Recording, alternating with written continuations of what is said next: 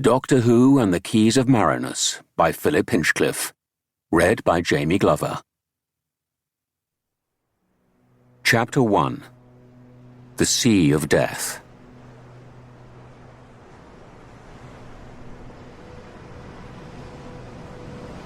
The day, like every day on Marinus, started clear and bright. The walls of the great city shimmered in the early morning heat, and a mile away, the dazzling green sea washed gently against the silver shore. Between the two lay a terrain of twisted, gleaming rock, as if molten glass had spilled from the ground and solidified before reaching the sea. This desolate, burnished landscape was devoid of life. Only the sun, throwing creeping shadows into the numerous rock pools, lent movement to the scene.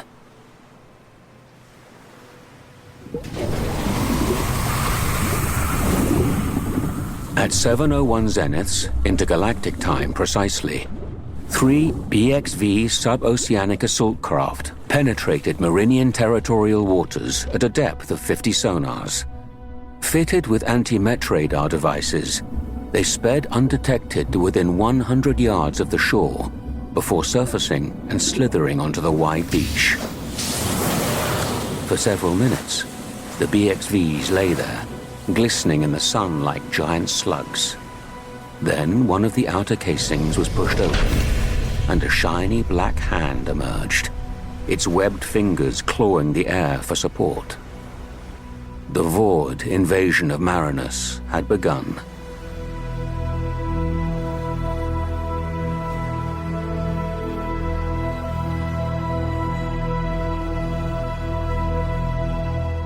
Barbara Wright, a pretty, dark-haired English teacher from Coal Hill School, North London, clenched her fists bravely and held her breath. A whining noise pierced her ears and her stomach floated to the ceiling. She reflected miserably on her inability to cope with space-time travel. Human bodies were not built for it, she told herself, at least not hers. She glanced across the control room at Ian Chesterton, her fellow teacher from Coal Hill. He appeared to be enjoying himself, staring wide-eyed at the jumble of flashing lights which charted their spaceship's descent. They were inside a large hexagonal-shaped control room with white hexagonal-patterned walls.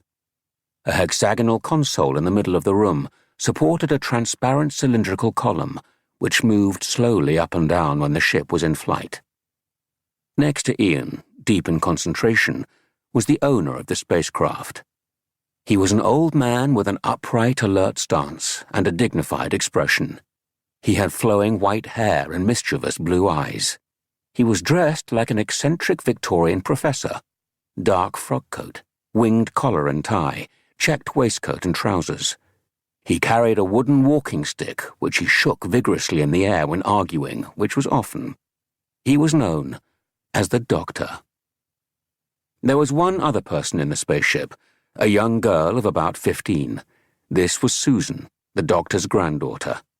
She was a petite, chirpy girl with short black hair, cut like a boy's, wide saucer eyes and an infectious grin. A pupil at Coal Hill School, she had always been extremely clever and different from the other girls. Intrigued, Barbara and Ian had investigated her home life and discovered she was living with her grandfather in a London police box. The police box, however, was far from ordinary. For a start, it was larger inside than out, a phenomenon accounted for by the laws of time and relative dimensions in space, as Barbara and Ian subsequently learned. The interior of the police box resembled a spaceship, capable of traveling through space and time. It could, moreover, change its appearance like a chameleon to suit any environment. This incredible craft was known as the TARDIS. The Doctor was perfectly at home in it, and treated each nerve-wracking journey like a five-penny bus ride. He rarely landed up where he intended, but this only added to his enjoyment. The Doctor did not suffer fools gladly, and his insatiable appetite for solving scientific problems always took precedence over more mundane matters. In this respect, Barbara felt he was not quite human. Moreover, Susan rarely spoke of the Doctor's origins, or of how he came to possess his extraordinary spacecraft. Thus, although the two teachers had grown to like him, an air of mystery always clung to the Doctor in their eyes. Barbara's thoughts were interrupted by a violent juddering as the TARDIS jolted to a standstill. "A perfect landing," chortled the Doctor. Barbara looked anxiously at Ian. Where were they this time? Ian leaned over the console. He was dressed in a flowery Chinese jacket, acquired at the court of Kubla Khan, which rather undermined his air of schoolmasterly interest. "Any radiation?" he asked the Doctor casually. "Nothing to speak of. The counter's hardly registering. Let's see what the place looks like." The Doctor fiddled with the scanner switch. A picture appeared on the screen. "Oh, look, that's the sea, isn't it?" said Barbara. "Where are we?" They all stared for a moment at the strange-looking coastline. "Can we go outside and look? Please, Grandfather, can we?" Susan begged. Yes, I don't see why not. There doesn't seem to be any danger." "No, I suppose not," agreed Ian doubtfully. He was still staring at the screen. The others waited for an explanation. "Well, when the scanner started, I thought I saw something move, but it was probably just a shadow." "Then let's go outside and look around," said the Doctor. He pressed a button on the console and the doors slid open. The TARDIS had landed on the edge of a beach, and the four travellers emerged into brilliant sunshine. The ocean stretched before them like a piece of vivid green silk. Susan looked longingly at the water. "Do you think it's safe to go for a swim?" The Doctor shook his head. "Not for the moment. We don't know what creatures may be lurking below the surface. Come on." The Doctor set off down the beach and the others followed. A few moments later, a dark shape flitted silently across the rocks towards the empty TARDIS.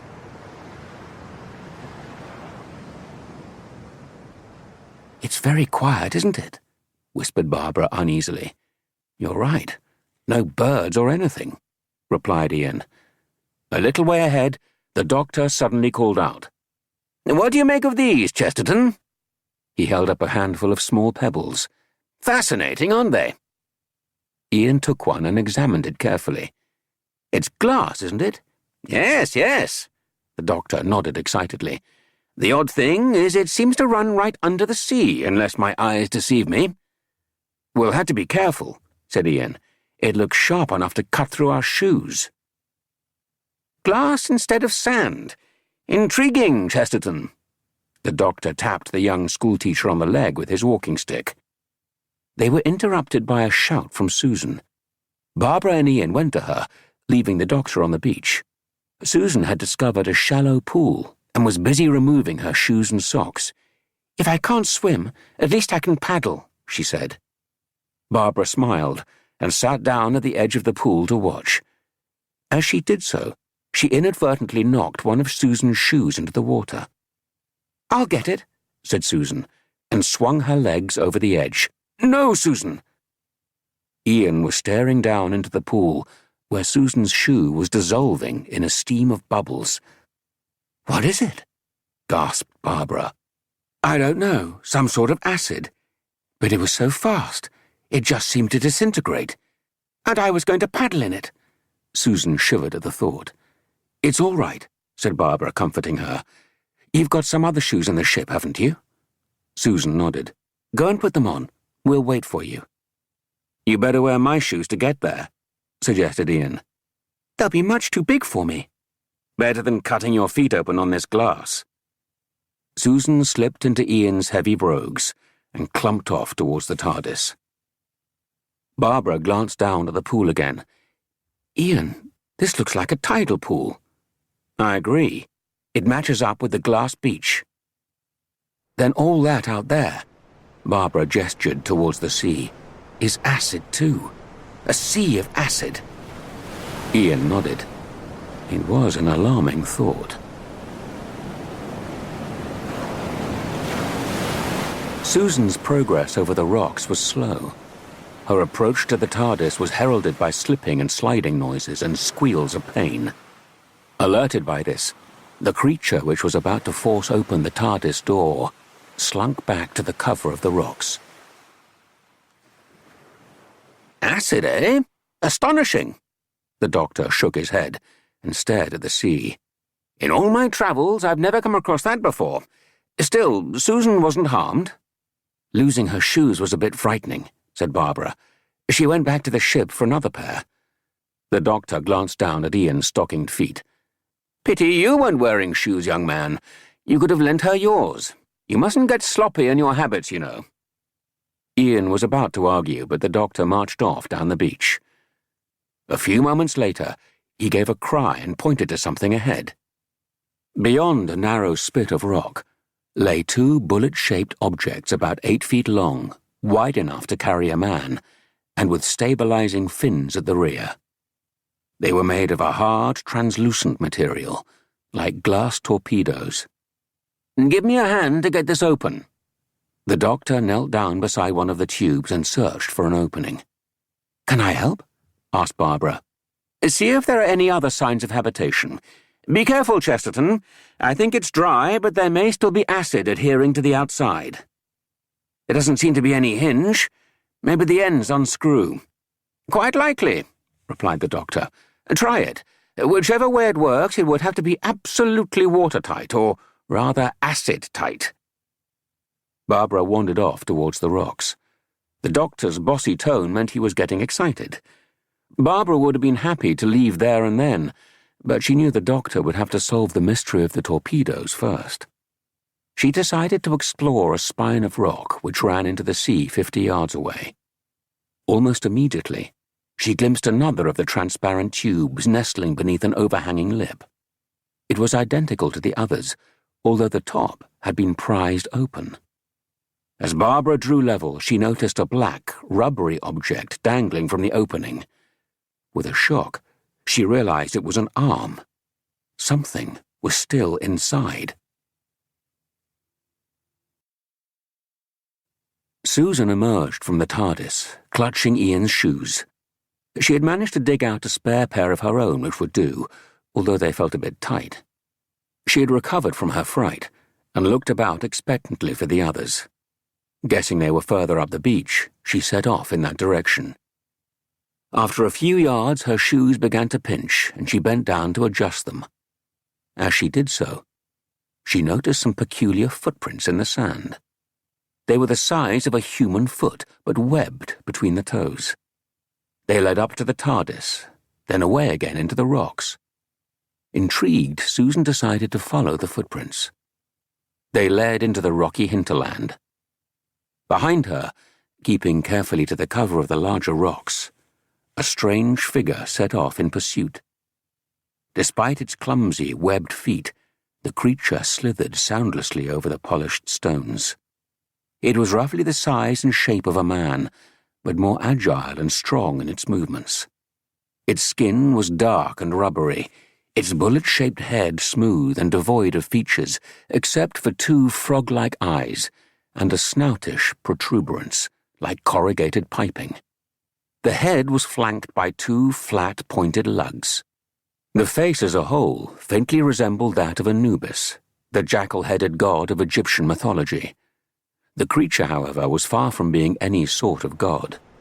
It was, in fact, a Class 1 Vord assault trooper, programmed to kill enemy life forms on sight. The doctor stared down at the tube Barbara had found. Ian was unscrewing the nose cone. The hull of the craft had been damaged, and through the translucent shell, they could make out a lifeless body within. "See the crack along the side?" indicated the doctor excitedly. "The acid must have seeped through." Barbara grimaced at the thought. Ian finally wrenched the nose clear and gingerly hoisted out the body. It felt incredibly light. "It's like some sort of protective suit," he said, laying the outline carefully on the sand for inspection. "Whatever wore it was something similar to a human," observed the doctor. "But how did it get out of the suit?" pondered Ian. "It looks intact." Barbara knelt down and examined the leg. "I don't think it did get out." She pointed to a tiny rip in the material. "The acid must have got inside." Ian shook his head. Poor devil. I think we should return to the ship, declared the doctor. I'm concerned about Susan. The group rose and turned to leave. Ian, shielding his eyes from the sun, suddenly pointed inland. Look, there's some sort of building. The doctor and Barbara squinted towards the horizon, and sure enough, they could just discern a huge pyramid-shaped edifice hovering like a mirage above the rocks. Good, exclaimed the doctor. Now we might learn who uses these strange boats. Come along. He waved his stick cheerily. Back to the ship for Susan, and then a little visiting, I think. He set off across the sand at a smart gallop. Barbara looked reproachfully at Ian. Now they would never get the doctor away. Susan was regretting her foolhardiness. It was one thing to play guessing games near the TARDIS on the beach. It was another to trek solidly for half an hour across sweltering rocks and find you were lost. She had given up trying to follow the footprints, and was now just eager to get back to the others. But further inland, the rocky landscape grew tougher. Small gullies became deep ravines. It was 20 minutes since Susan had caught sight of the sea. Suddenly she emerged onto a plateau. Ahead was a massive wall. Built of gigantic marble blocks, the wall extended for at least a mile and soared skywards for hundreds of feet. All fear left her as Susan gazed in awe at the magnificent piece of architecture. In size and splendor, it recalled the pyramids of Egypt or the ancient cities of Babylon. The walls reflected the light in a peculiar way so that it glowed. Susan rushed over to touch the smooth surface. It was cool despite the fierceness of the sun. She decided to walk as far as one corner. She's not inside anywhere, Barbara announced. Wretched child! The doctor stomped angrily out of the TARDIS. Then Barbara spotted Ian's shoes. I can see her footprints in the sand. The doctor peered at the ground. Sand here, but glass on the beach. I think the acid sea is a defense barrier. You mean all visitors are unwelcome, said Barbara. It would seem so. The doctor fingered his lapel thoughtfully. Ian slipped into his shoes. Come on, let's find Susan. Maybe she went to have a look at that building. Susan stopped. Was that a slight movement ahead of her? She decided it was a trick of the sun. In fact, she was mistaken. The Vord had tracked her to the city and was poised, dagger raised, a few feet away behind a corner. But before Susan reached the Vord's hiding place, something very odd occurred. A section of the wall behind the Vord slid open, operated by an unseen mechanism, and the creature fell backwards through the hole without a sound. As Susan rounded the corner, the wall closed, and she passed by, totally unsuspecting. Panting from the steep climb, Ian, Barbara, and the doctor arrived at the plateau in front of the city. They gazed in amazement at the colossal structure. Look at the joins between the blocks, said Barbara. It must have been built with tremendous accuracy. The Egyptians did the same thing, said Ian, and some of the Indians of Central and South America. Absolute precision at certain weights is the key. Before you two get carried away, cut in the doctor, I think we should try and find Susan. We'll make a circuit around this building and meet at the furthermost corner. Come along, off you go. He shooed them away with his stick. Barbara and Ian set out along the base of the building. The doctor briefly examined the wall, then marched off in the opposite direction. Susan had lost interest in this vast but featureless edifice. She was now traversing the fourth side, which exactly resembled the previous three. She guessed she must have covered a couple of miles, and there was nothing to see but endless marble. She stopped for a moment to ease her aching limbs. Although this side of the building was in the shade, the temperature remained unbearably high. She slipped off her right shoe and shook out a small glass chipping which had been digging into the sole of her foot. Struggling to put the shoe back on, she leaned heavily against the wall. There was a slight click, and before she knew it, Susan had lost her balance and was toppling backwards. Her terrified scream was just audible before the wall slid back into place. Chapter 2. The Marble City. Ian glanced at Barbara. There was no mistaking the voice. "Come on!" Ian sprinted towards the corner some 200 yards away. On the far side of the city, the doctor meandered amiably along the wall. He was enjoying the morning sunshine and paused a moment to admire the view. The rocky plateau immediately surrounding the city merged into a mountainous region inland. He could see several large peaks soaring into the thin blue haze. The sides were spotted here and there with vegetation. The doctor concluded that life of some description must exist on the island. His conjecture was suddenly and unexpectedly confirmed. For as he relaxed against the cool marble, a section of wall behind him swung open, and he disappeared through the gap like a rabbit in a conjuring trick. Barbara stared at the blank wall. "I could have sworn I heard her." "Where's the doctor?" asked Ian. Even if he was travelling at half our speed, he should have reached that far corner by now.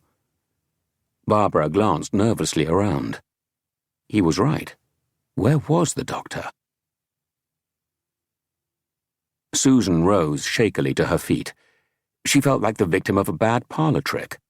She had fallen about 8 or 10 feet, but except for 1 or 2 bruises, she was uninjured. The wall above had locked shut, and she was standing in a gloomy passage about 50 yards long, with shallow alcoves at intervals along both sides. She set off along the passage. She had not proceeded 10 paces when someone appeared at the far end of the passage. The figure wore a monkish robe, his head concealed by the cowl. Susan edged back into the shadows. The figure disappeared. Then, in the silence, Susan became aware of another noise, like the breathing of an animal. Her flesh crawled as she realized something was standing behind her. The next instant, a clammy arm pinned her to the wall, and she caught a glimpse of a hideous, rubbery head. She screamed and wriggled to get free. Then there was a sharp groan. The creature's grip slackened, and it slid to the floor, writhing. Gasping from fright, Susan steeled herself to look at it. The creature lay face down, a small dagger protruding from its side.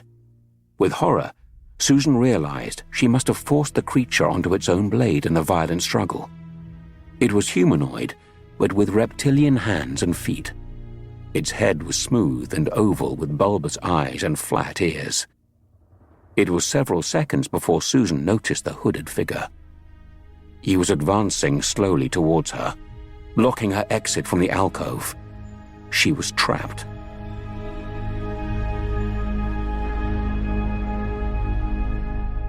"The only thing we can do is make another circuit of the walls," resolved Barbara. "I've been all round it," replied Ian. "I can't see any sort of a door anywhere." He disappeared for the umpteenth time.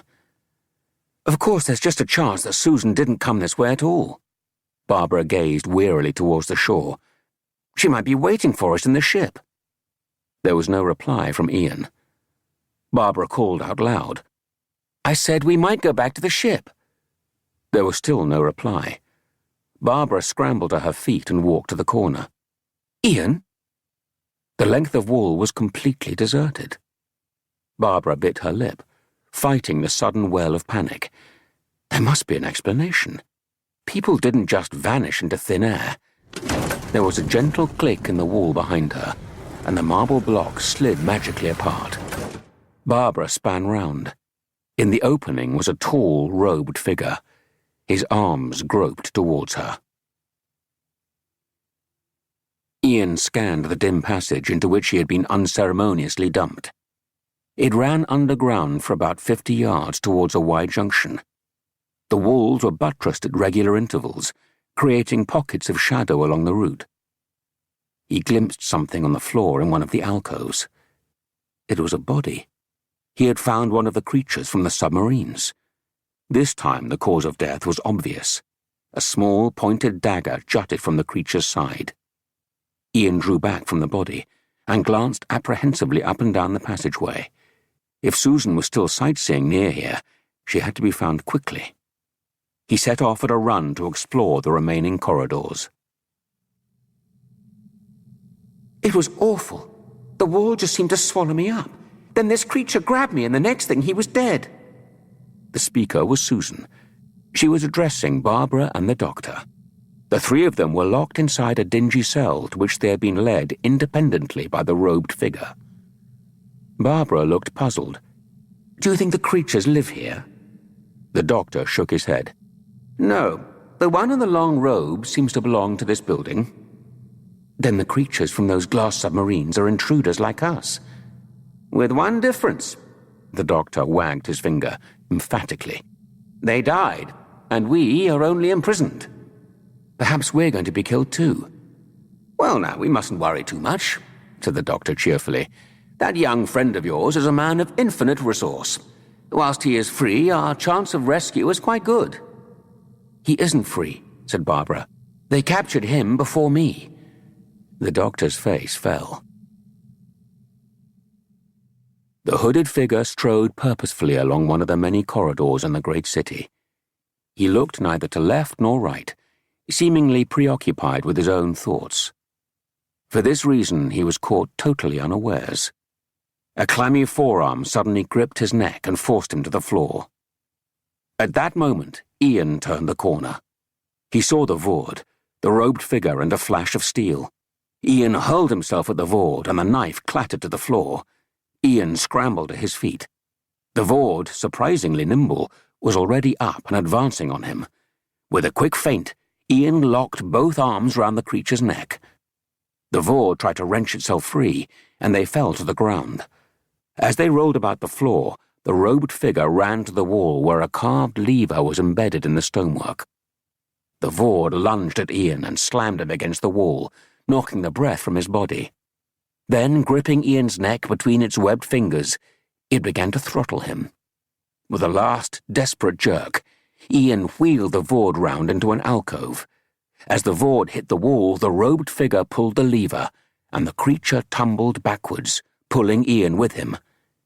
Ian chopped at the clammy arm with his bare fist until it released its grip on his neck. Screaming horribly, the Vord plunged into the blackness.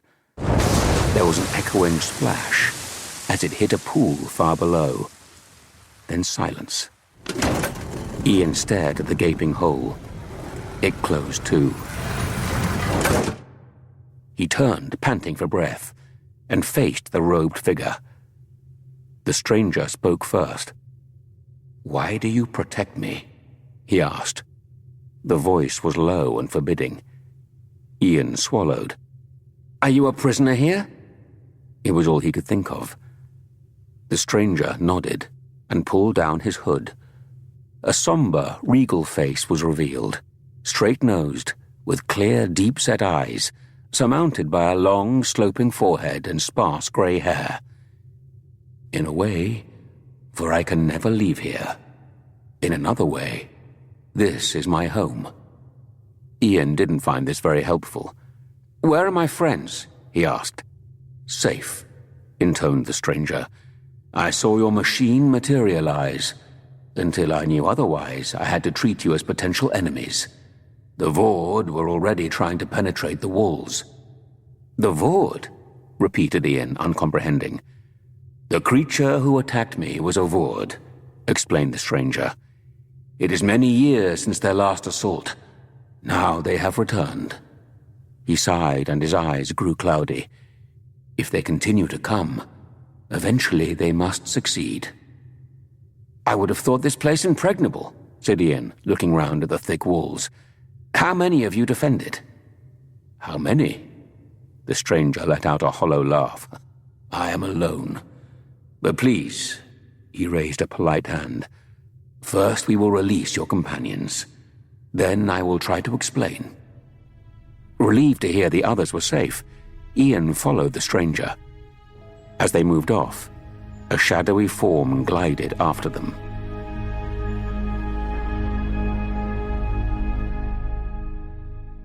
The stranger led Ian to the cell where there was a joyful reunion with the others.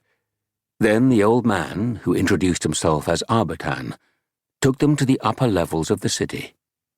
There, in the archive room, he began to recount the history of his planet and people.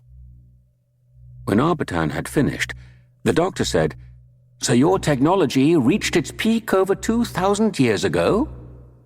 Arbitan nodded. "Yes. All our knowledge culminated in the manufacture of this." He gestured proudly towards a large machine, which they had noticed on entering the room. It reached to the ceiling, an elegant, spherical structure made of transparent material with cross struts intersecting its 6 equidistant points on the circumference. The machine's power base was located in the center, and a network of connecting filaments ran all over the outer shell like a tracery of nerves. The entire machine glowed with a pure white light. At the time, continued Arbitan, it was popularly called the conscience of Marinus. Marinus is the name of our planet. At first, the machine was simply a judge and jury that was never wrong or unfair. We added to the machine, improved it. It became more and more sophisticated. It was possible to radiate its power and influence to the minds of men throughout the planet. They no longer had to decide what was right or wrong. The machine decided for them. "Then surely it was possible to eliminate evil from the thoughts of men?" asked the doctor. "That is exactly what happened. Our planet was unique in the universe. Violence, robbery, war, hate, fear. These things were unknown on Marinus." Arbitan looked proudly at his listeners. "For 7 centuries we prospered. Then a Vord named Yartek invented an immunizer. He made many of these immunizers for his followers. They were able to rob and cheat, kill and exploit. Our people were unable to resist because the machine made violence alien to them." He paused. Anger showed in his eyes. Outside the archive room, the creature which had followed them was startled by the sudden silence and slipped away. "But surely by that time your machine was a great source of danger," said Ian. "If it fell into the wrong hands, they could control the whole of Marinus. Why didn't you destroy it?" "We always hoped that we would overcome Yartek's immunizer," replied Arbitan. "So instead of destroying it, we removed the 5 microcircuits." He pointed to the junction points on the circumference of the machine. "I kept one of them." He removed a clear plastic plate, about 2 inches square from the remaining socket.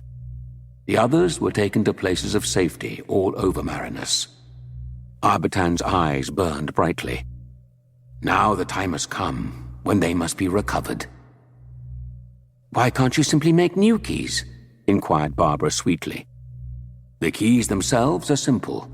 The microcircuit inside each one is extremely complicated." He held the key aloft for them to see.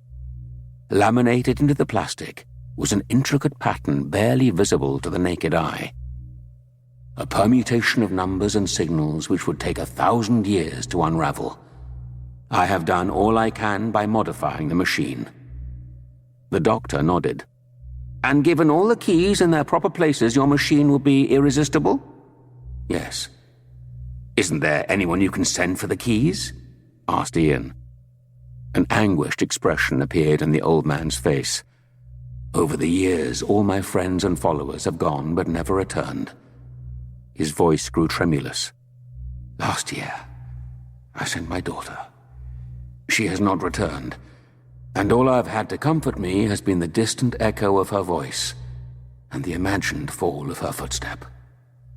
His expression filled with a look of infinite sadness. There was an embarrassed silence. Then Arbitan turned to them. "But now your coming has brought new hope.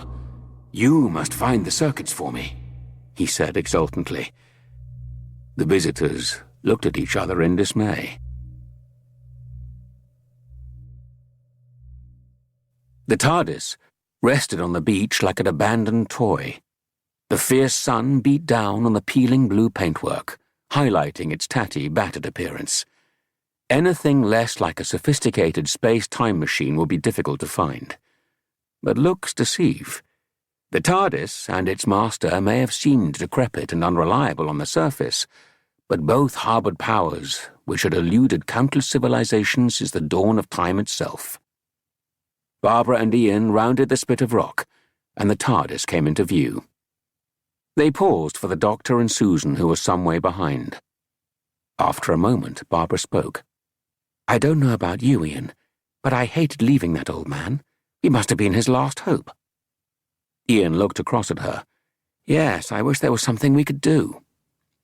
There was a flurry of pebbles, and Susan bounced into view. "Sorry we've been so long. The climb was a bit steep for the Doctor." She turned and called impatiently, "Hurry up, Grandfather." I'm coming. I don't know what all the rush is for." The Doctor scrambled into view. "Well, don't just stand there."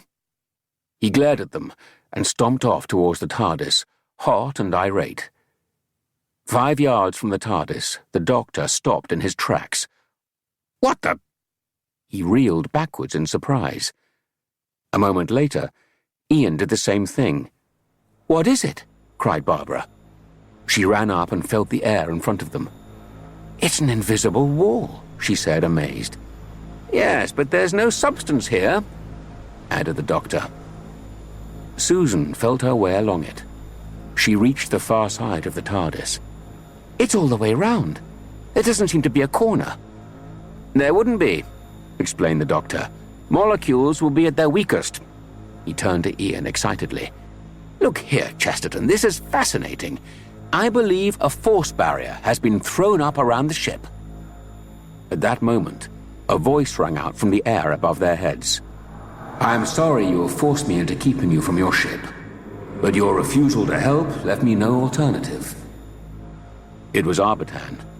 The 4 travelers stared at one another blankly. The voice seemed to be coming from all around them. "Arbitan, where are you?" "That is not important. If you help me find the Keys of Marinus, I will let you have free access to your machine, when you have delivered all the keys to me. If not, you will stay on the island without food or water. The choice is yours." "Choice? What choice?" demanded Ian angrily. There was no reply. They regarded one another in stunned silence.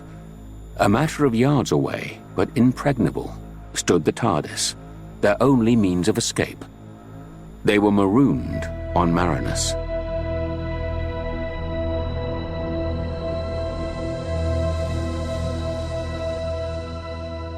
The Doctor paced the archive room, simmering with anger. Susan's attempts to pacify him had met with little response. Ian and Barbara were poring over various maps and charts. Finally, Ian turned aside from the papers. "Now we know roughly the locations of the keys. All we have to do is get them." He gave Barbara a wry grin. "As soon as you begin your journey," explained Arbitan, "I shall remove the force field. Your ship will be available to you on your return." "If we return," said Barbara pointedly. The Doctor could contain himself no longer. "I know we have no choice, but this whole affair is outrageous. Blackmail. Pure and simple blackmail." Ian sighed. "Doctor, we've been through all that. Now let's just get on with it." Arbitan turned to Barbara and said in gentle tones, "Perhaps you will bring me some news of my daughter. I miss her." "And another thing," the Doctor burst out again. "If you think I'm going to cross that wretched acid sea in one of those primitive submersibles, you are quite mistaken." "I have no intention of asking you to travel in any such absurd way," replied Arbitan, unruffled. "Oh?" The Doctor tried to hide his surprise. "I shall give you a device that will enable you to move from place to place." "Oh, really?" A faint interest showed in the Doctor's face. "Its principle is much the same as your ship, from what you have told me, except that this can only cross the barriers of space, not time." Arbitan took 2 wrist straps from a shelf and handed one to the Doctor. The Doctor examined it carefully. It bore a small square dial like a watch face. "It separates molecular structures and reassembles them at one's destination," explained Arbitan.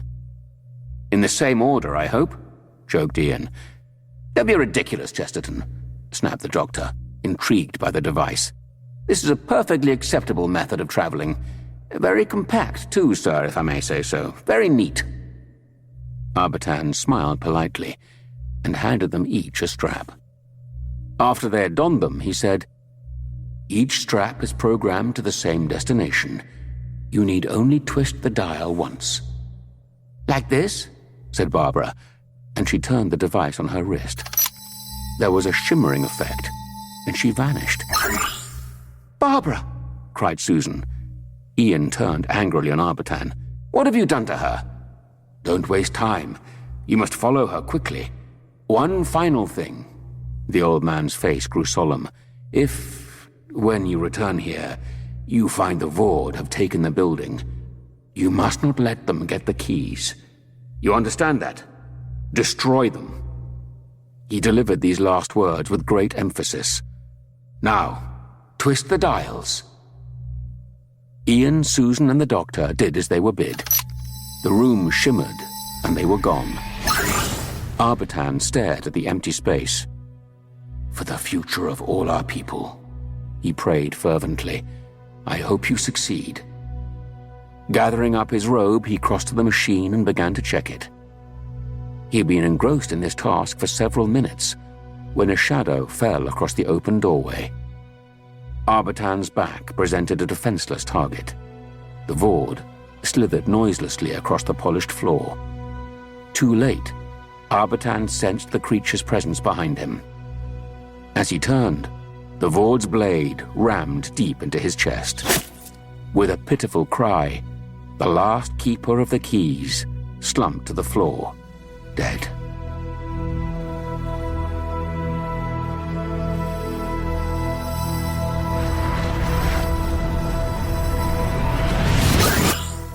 The doctor, Ian, and Susan rematerialized together. Quite exhilarating, remarked the doctor. Where's Barbara? Susan demanded. They were standing before an impressive portico, fronted by a flight of carved steps. Ian gave a cry. Look! On the top step lay Barbara's wrist strap. Ian retrieved it, and a look of dismay crossed his face. He turned to the others. There's blood on it, he whispered.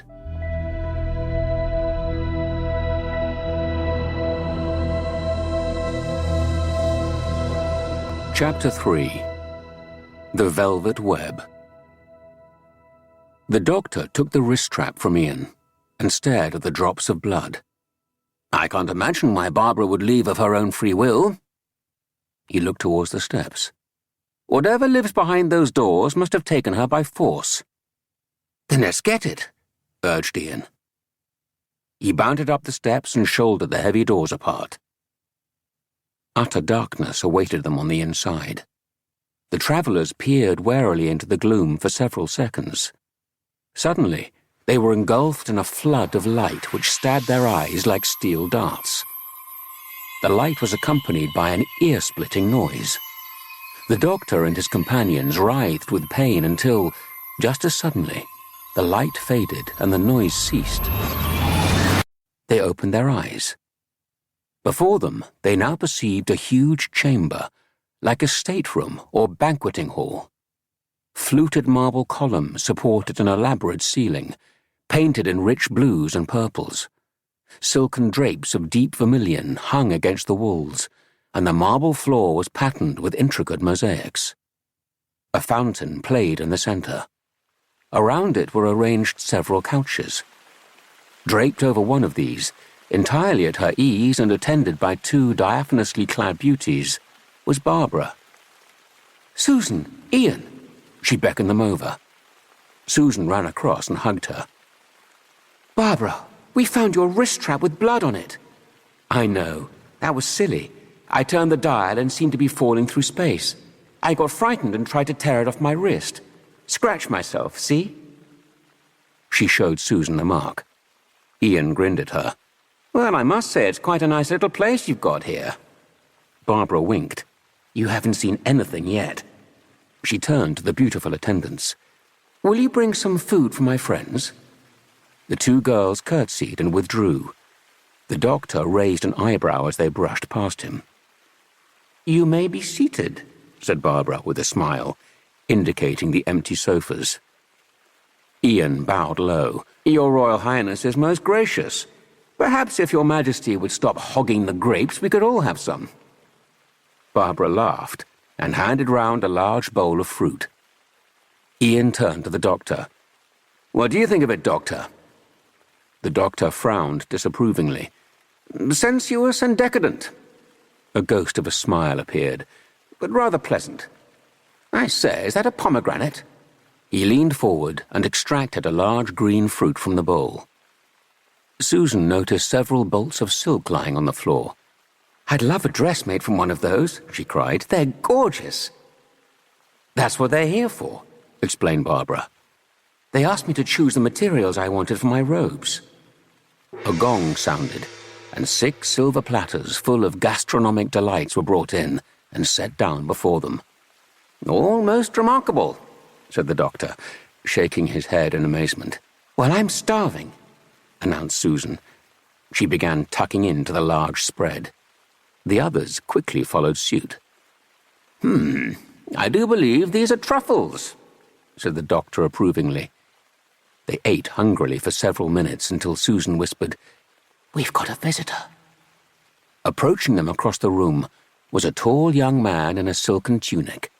His features were finely chiseled, straight nose, high forehead, framed by long blonde hair.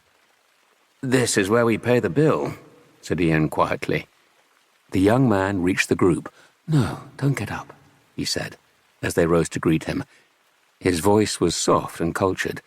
"I apologize for intruding. I wondered if there was anything you desired." A moment of embarrassment followed. Then Barbara spoke. "Could you tell us about this place?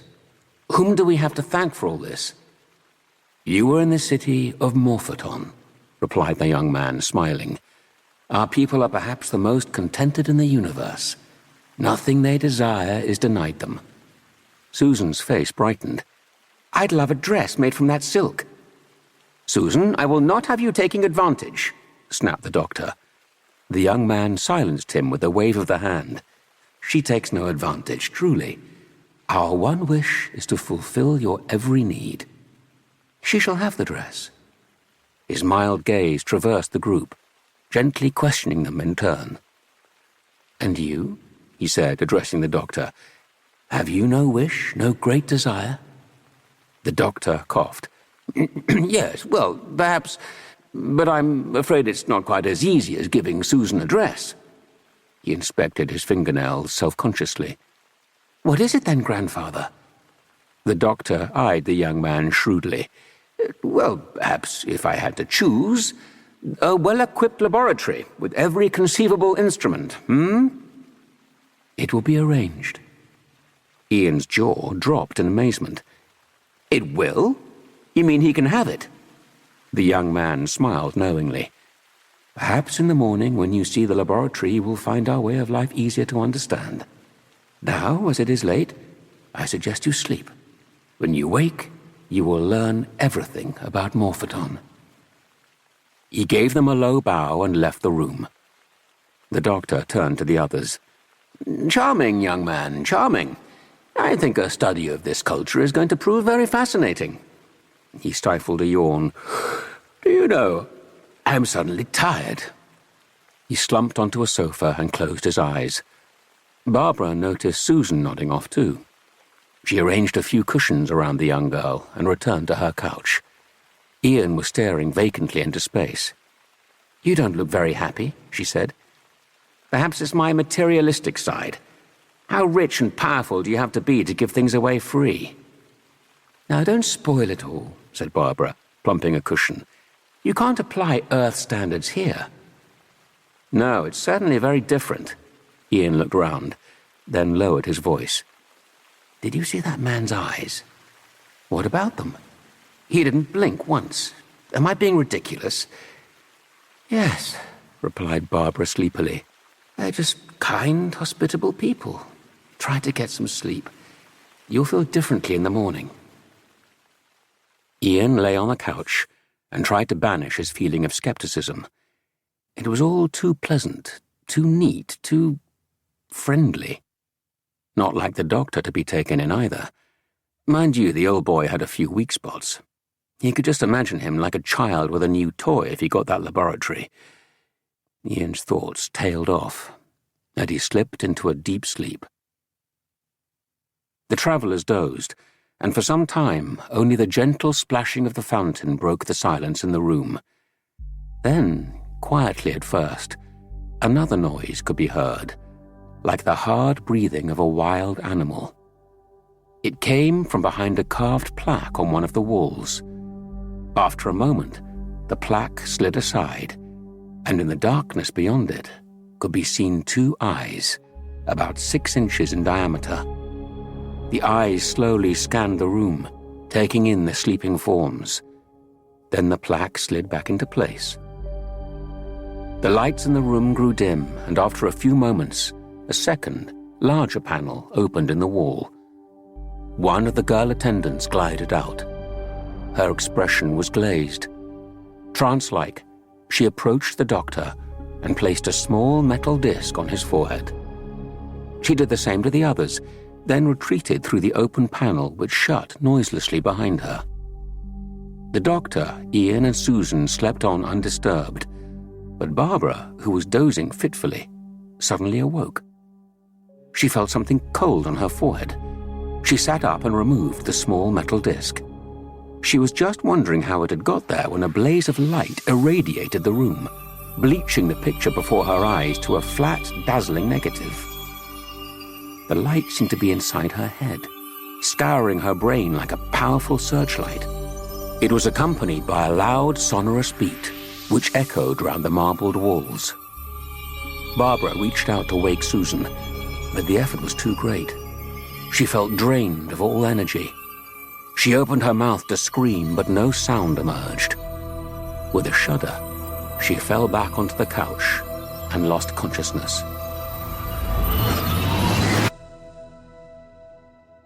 Morning came to find the doctor, Ian, and Susan breakfasting together. They appeared bright and cheerful after their night's rest. Barbara lay asleep on her couch, dead to the world. As he ate, Ian eyed one of the attendants admiringly. She was tall and blonde, and returned his greeting with a friendly smile. He noticed, however, that her eyes were curiously devoid of expression, like those of the young man the night before. "Most refreshing," said the doctor, downing a large fruit juice. Ian casually rubbed his forehead. It was unaccountably itchy this morning. The doctor noticed. "What's the matter?" inquired the doctor. "I don't know. A sort of mild irritation. I have rather a sore spot there myself." A delighted shriek from Susan interrupted them. One of the girl attendants was handing her a beautiful silk dress. "Look, grandfather. Isn't it beautiful? I'm going to wake Barbara and show her." She crossed to Barbara's couch and shook her gently. Barbara stirred, then sat up and stared incredulously at the others. "What's happened?" she cried, and gestured crazily at the room. The doctor moved swiftly to her side. She's not properly awake. Susan, hand me that fruit juice." He offered it to Barbara. "Here, drink this." Barbara looked at it in revulsion and dashed it from the doctor's hand. "It's filthy."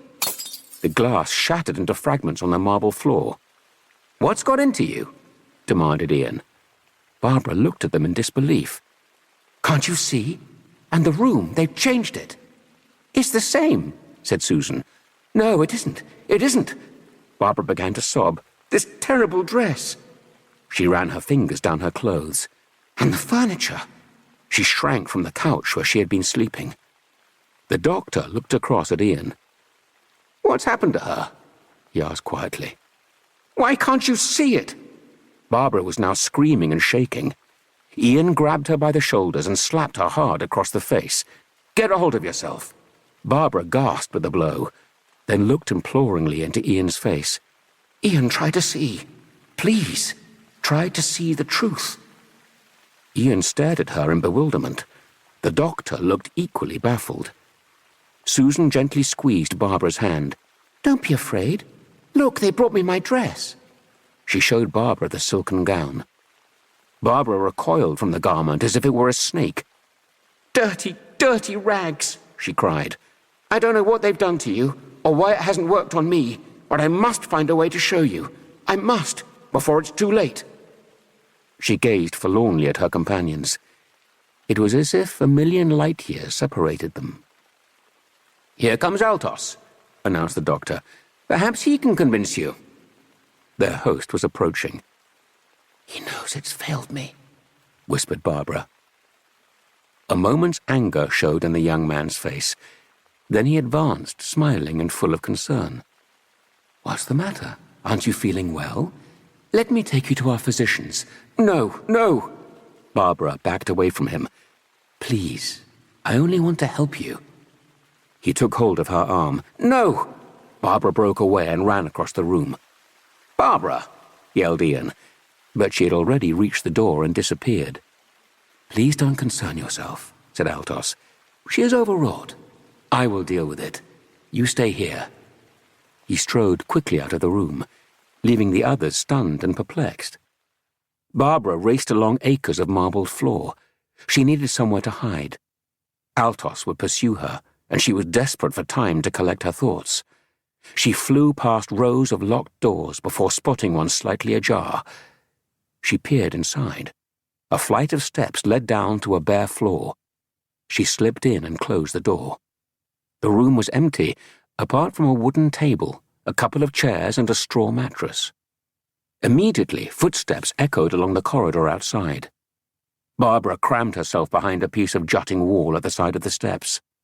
Seconds later, the door was thrown open, and someone surveyed the room from the doorway above.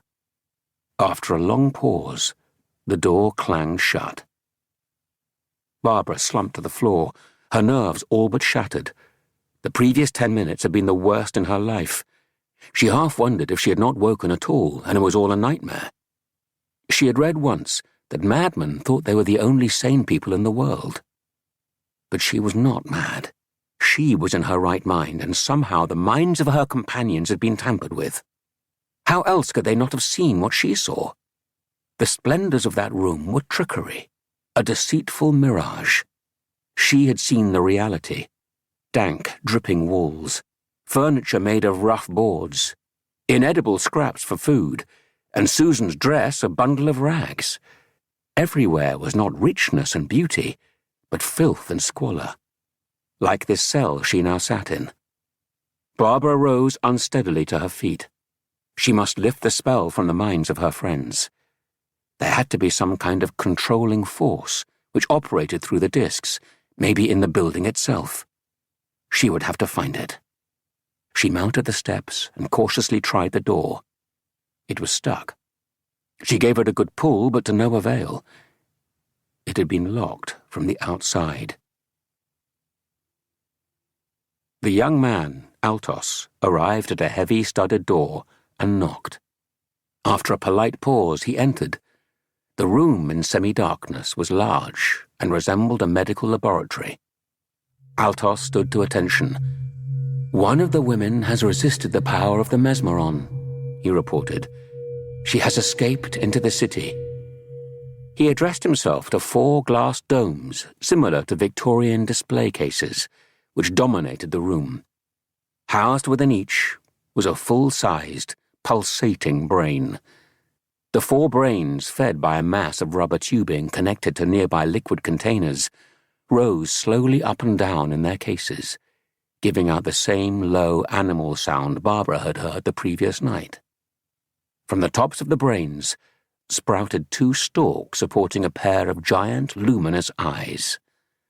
A soft light glowed at the base of each dome, dramatically illuminating the throbbing lump of matter within. These creatures were the rulers of Morphoton. A voice, no more than a breathless croak, emanated from one of the brains. Who placed the discs? The girl, Sabitha. She has failed us and must be punished. Return now to the other 3. Reassure them about their friend. Take them to the laboratory. In 4 hours, we will give them the final exposure to the mesmeron. The voice wheezed and cackled. They will be completely subjugated. Altos bowed. And what of the one that has escaped? She has seen the truth and is beyond our control. Find her and destroy her.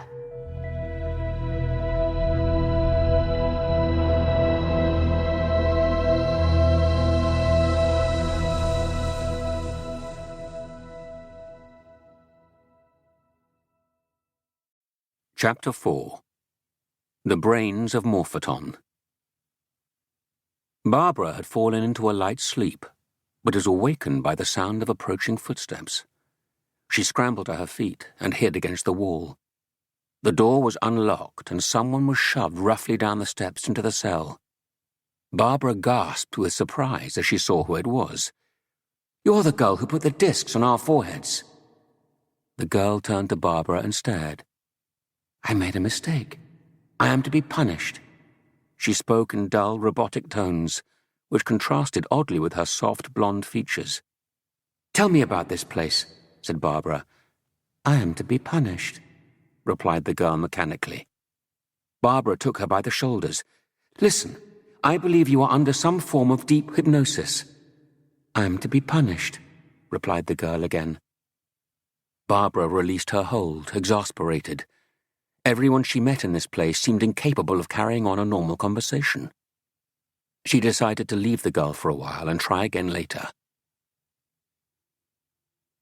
Altos was explaining to the doctor and Ian about Barbara. They had nothing to worry about. The physicians had diagnosed a highly nervous condition. She was now under deep sedation but would soon recover. Ian and the doctor accepted this news without question, unaware of the brainwashing they had undergone. "Perhaps we can visit her later," ventured Ian. "Yes, of course," came the smooth reply. "Well, naturally, we're all glad she's going to be all right," said the doctor brightly. "So if there's nothing more we can do for her, I suggest we, get a look at the laboratory, He flashed an inquisitive smile at Altos. The young man bowed graciously and led them off. A few moments later, they were ushered into a tiny room, bare but for a single rough table, on which lay a few cups and plates. The doctor paused admiringly in the doorway, as if he was entering Aladdin's cave. I think I shall find considerable scope here." Ian crossed to a rough-hewn wooden stool. "Doctor, isn't that a cyclotron?" Yes, a simple toy. I'm sure it will amuse you." He gave a dismissive wave of the hand. "Ah, now this might be helpful. Yes, if I can have instruments like these." He picked up a tin mug with great reverence. "I might be able to overcome the fault in the time mechanism aboard the ship." Ian surveyed the room once more. "So they really can do it. They can give you anything you ask for." Altos allowed himself a tiny smile. Barbara studied the girl across the cell. She was indeed lovely. She had thick blonde hair, flawless skin, and a tall, aristocratic bearing. Only the eyes, large and expressionless, seemed out of keeping. Barbara had managed to extricate one word from this sphinx-like beauty. Her name was Sabitha. Barbara eyed the girl despondently. She was stroking something which hung from a chain around her neck like an amulet. Barbara shifted her position to see what it was. She recognized with a shock one of the microkeys shown to them by Arbitan. Barbara took hold of the key. "Where did you get this?" "It's mine." The girl held it fiercely to her breast. "I don't want to take it away from you," explained Barbara gently. "I just want to know where you got it." Sabitha eyed her suspiciously. "They gave it to me. My master's. It was the thing I desired most. It's mine." "But why? Why did you want it?" "It's mine." The girl turned away defensively. Barbara sensed an opening. "Does the name Arbitan mean anything to you?" "Arbitan," repeated the girl dully. "Yes, please try to remember."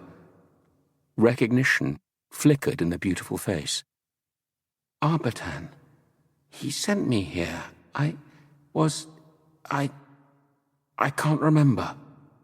Is Arbitan your father?" Barbara grasped the girl by the shoulders and willed her to concentrate. There was no response. The recollection, ignited by a faint spark of memory, had disappeared. Night had fallen. The doctor, Susan, and Ian had retired and were asleep in the fountain room. The control room, illuminated by the vapid glow from beneath the 4 brains, was quiet. A girl attendant stood silently awaiting orders in a deep trance.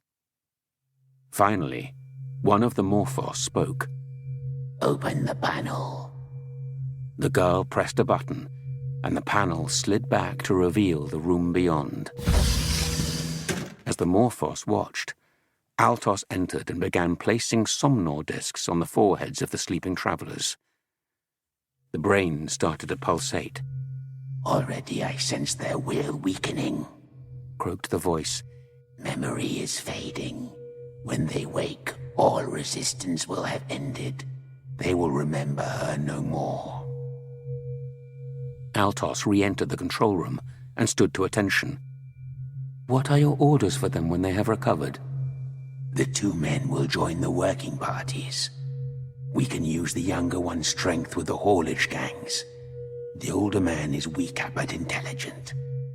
Isolate him and put him to work on the scheme for increasing manpower. As for the child, she must be trained rapidly. She will take the place of Sabitha, the one that failed us." Altos nodded. "And what of the one that has escaped?"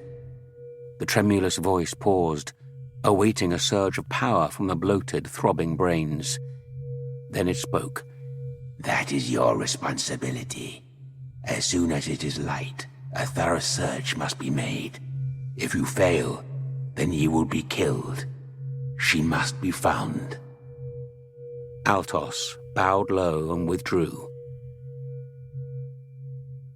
The sounds of footsteps in the corridor brought Barbara to her senses. The footsteps stopped at the door to the cell. Barbara dived for her hiding place. The door opened and Altos entered. He descended the steps and crossed to the wooden bench where Sabitha was now slumped asleep. "You are to come with me." The girl made no movement. Grasping her under the arms, Altos dragged her to the steps. Seeing her opportunity, Barbara crept to the staircase ahead of him. As she reached the top, she slipped, and Altos span round. He released Sabitha and drew a knife. Spread-eagled on the steps, Barbara could only parry the blow. The blade waved wildly in the air for a second, then forced itself slowly against her throat. As the cold metal dug into her skin, there was a sudden crash, and Altos toppled unconsciously to the floor. Looking up, Barbara saw Sabitha standing over him, clutching one of the heavy wooden chairs. Barbara clasped the girl in her arms, but Sabitha remained unaffected, still in a state of trance. Barbara glanced towards the open door of the cellar. "Sabitha, I must find the others and try to convince them. If I succeed, I'll come back for you." She gave the girl a final hug and ran up the steps. Sabitha tottered unsteadily to the bench and slumped into unconsciousness. Barbara moved cautiously along the narrow passage. She had covered several hundred yards when she spotted a door ahead. As she drew nearer, someone stepped out. It was Ian. Overjoyed, Barbara ran to greet him. "Thank heaven I found you, Ian.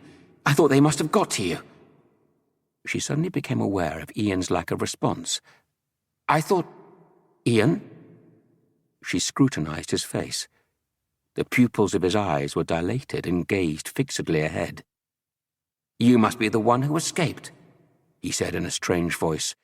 "The one they told me about." He gripped her fiercely by the arms. "Ian!" He stared at her, unblinking and without recognition. "I must take you to them."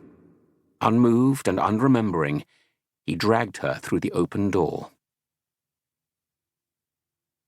Barbara recoiled in horror at the sight of the 4 brains glowing eerily inside their transparent domes. There was a deathly pause. Then the voice of the Morphos spoke.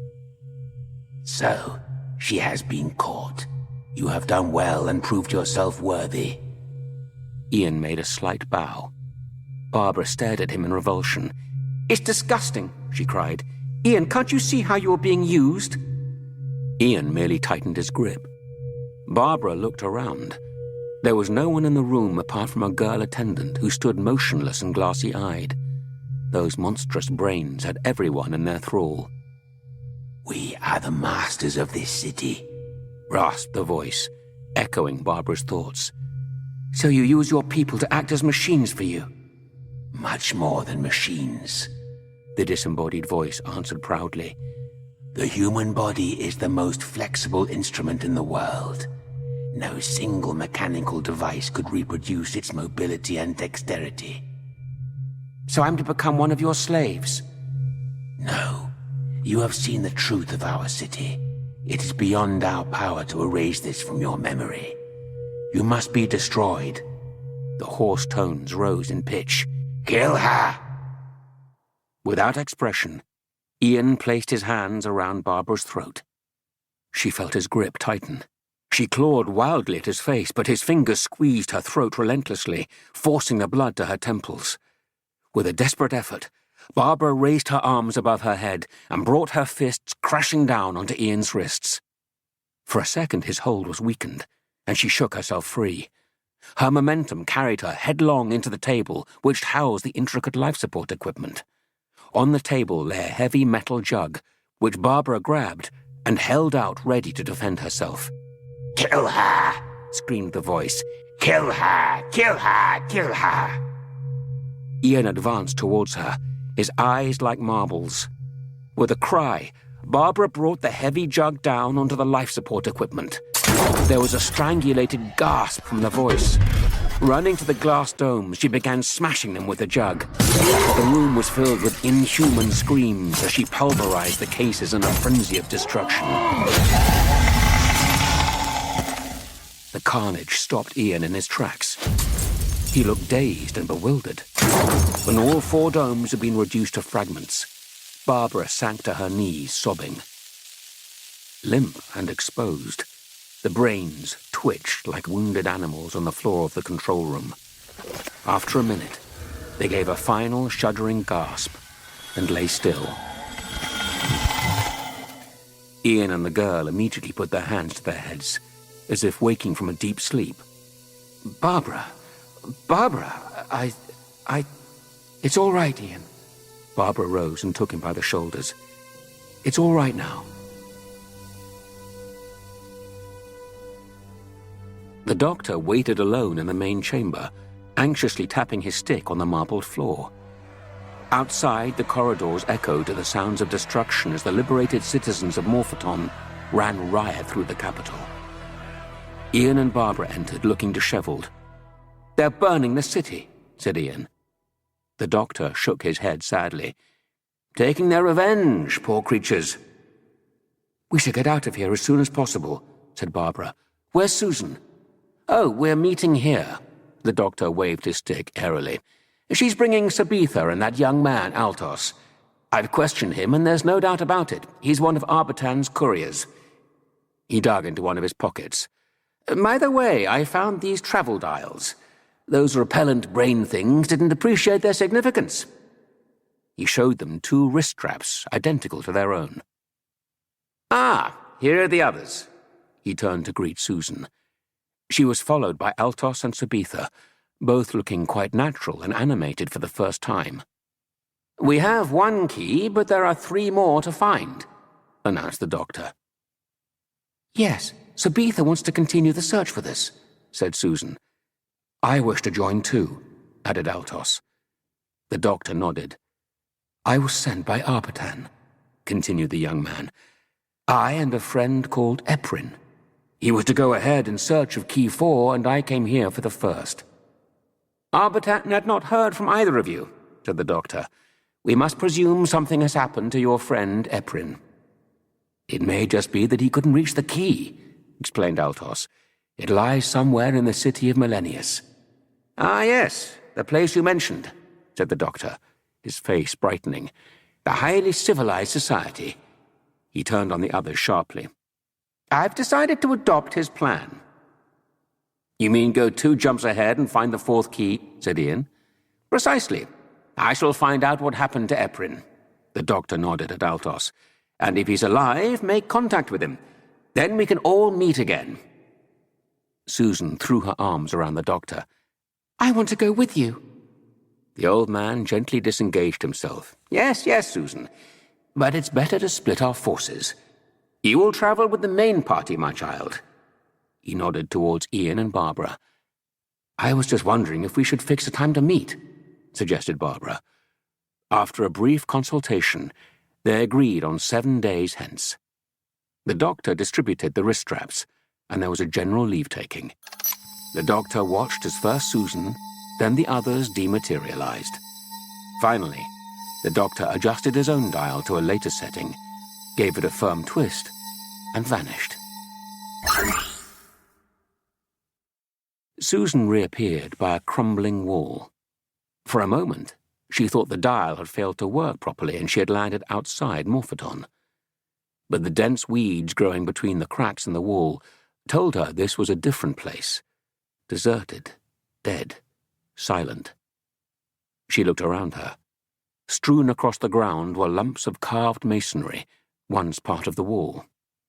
Underfoot, the vegetation was thicker than grass and wilder like the beginnings of a jungle. An archway set in the wall was no longer passable. Creepers as thick as a man's wrist blocked the entrance. The giant leaves and tendrils spread out from the stonework to a depth of several feet. 20 yards either side of the archway, the wall disappeared into a mass of trees and foliage. Behind her, the clearing stretched a mere 10 or 12 paces. Susan stood silently, taking all this in. It was so quiet she could hear her heart thumping. A faint singing began in her ears, and the forest rustled and stirred around her. She thought she heard talking and whispering, first coming from behind the creepers on the wall, then off to her left, or was it her right? Her senses were playing tricks in the silence. But no, there was a noise. It grew louder and louder, wrapping around her like a howling wind, piercing her eardrums. "Stop it! Stop it!" she heard herself cry, her voice distant and muffled. The loud, harsh screeching pervaded her entire being. "Go away! Go away!" She ran in circles, delirious with pain, but still the noise continued until the volume became unbearable. Finally, her resistance gave way, and she fell unconscious to the ground.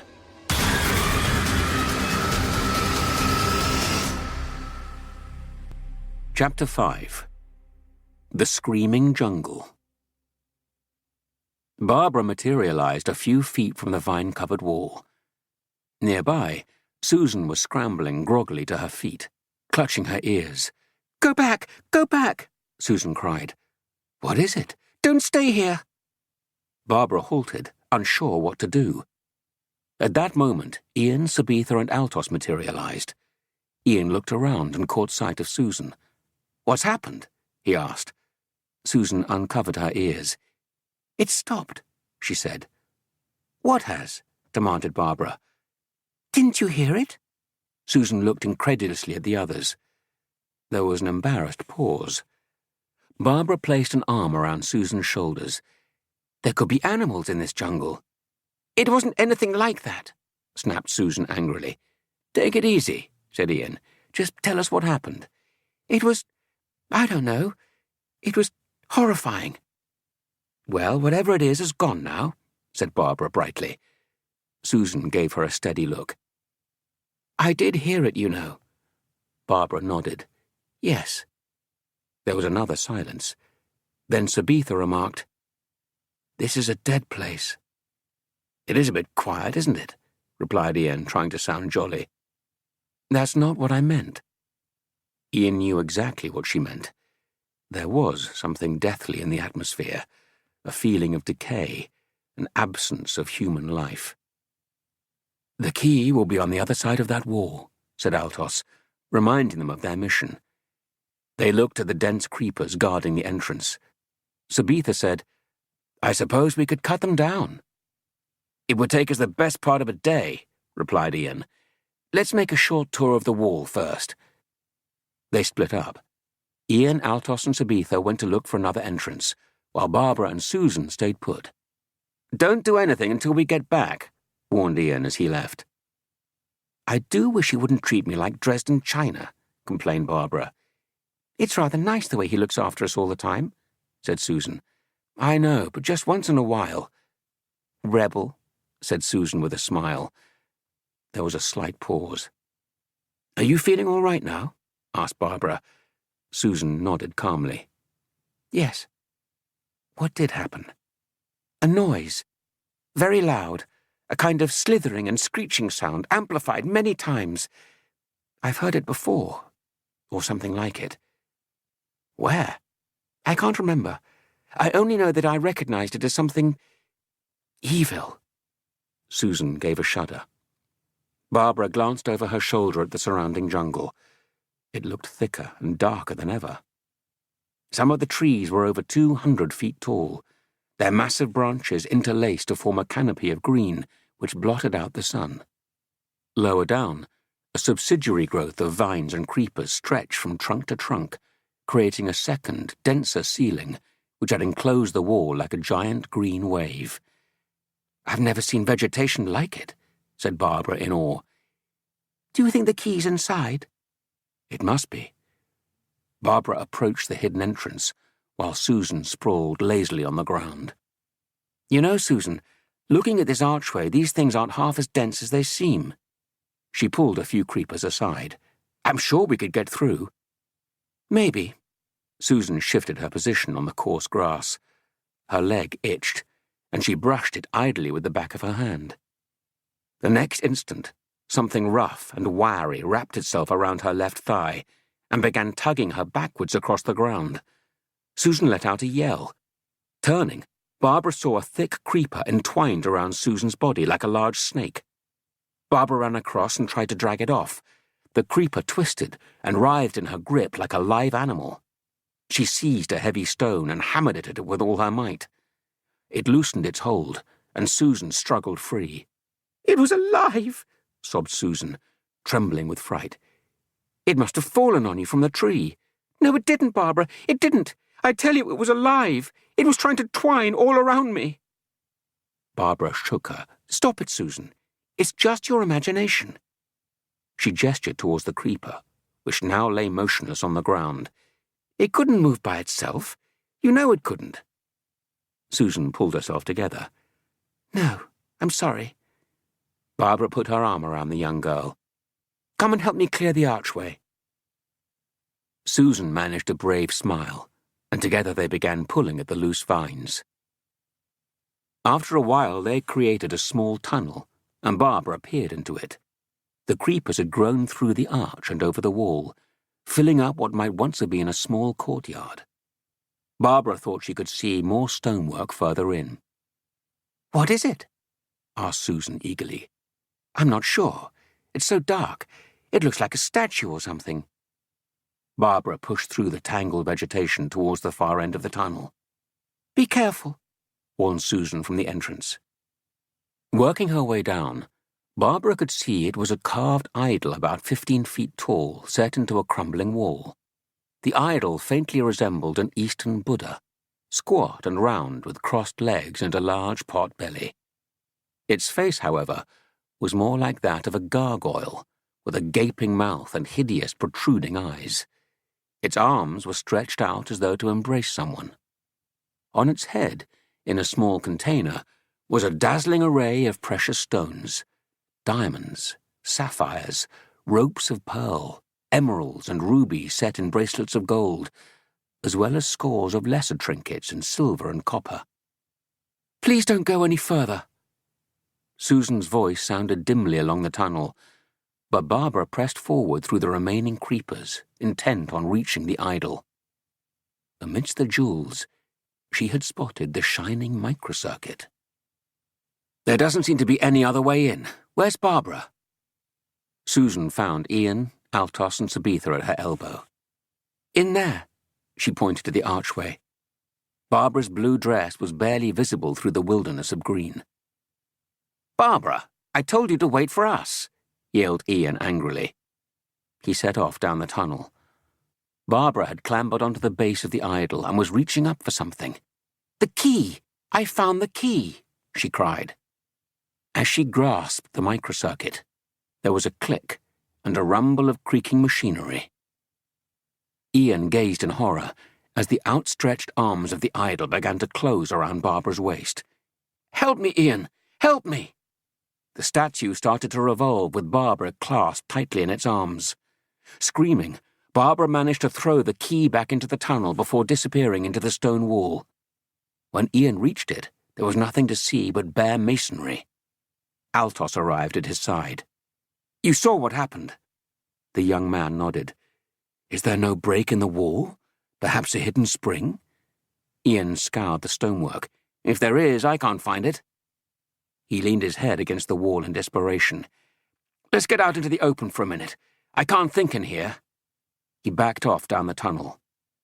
Altos stopped to retrieve the microcircuit and followed. On hearing what had happened, Sabitha said, "Barbara was wearing her travel dial, wasn't she? As long as she isn't injured, she can escape whenever she wants." A rumbling from the tunnel attracted their attention. The idol was swinging back into place, its arms empty. After a silence, Ian said, "Either it has released her or she's escaped. She could be injured. If she has used the dial and gone on to the next destination, we don't know what danger she may be in there," said Sabitha. "We must cover all possibilities." Ian turned to Sabitha. "You must go on ahead with Susan and Altos. I'll try to get inside. The statue worked once as a trap, it should work again. If there's no sign of Barbara, I'll use my travel dial and follow you as quickly as I can."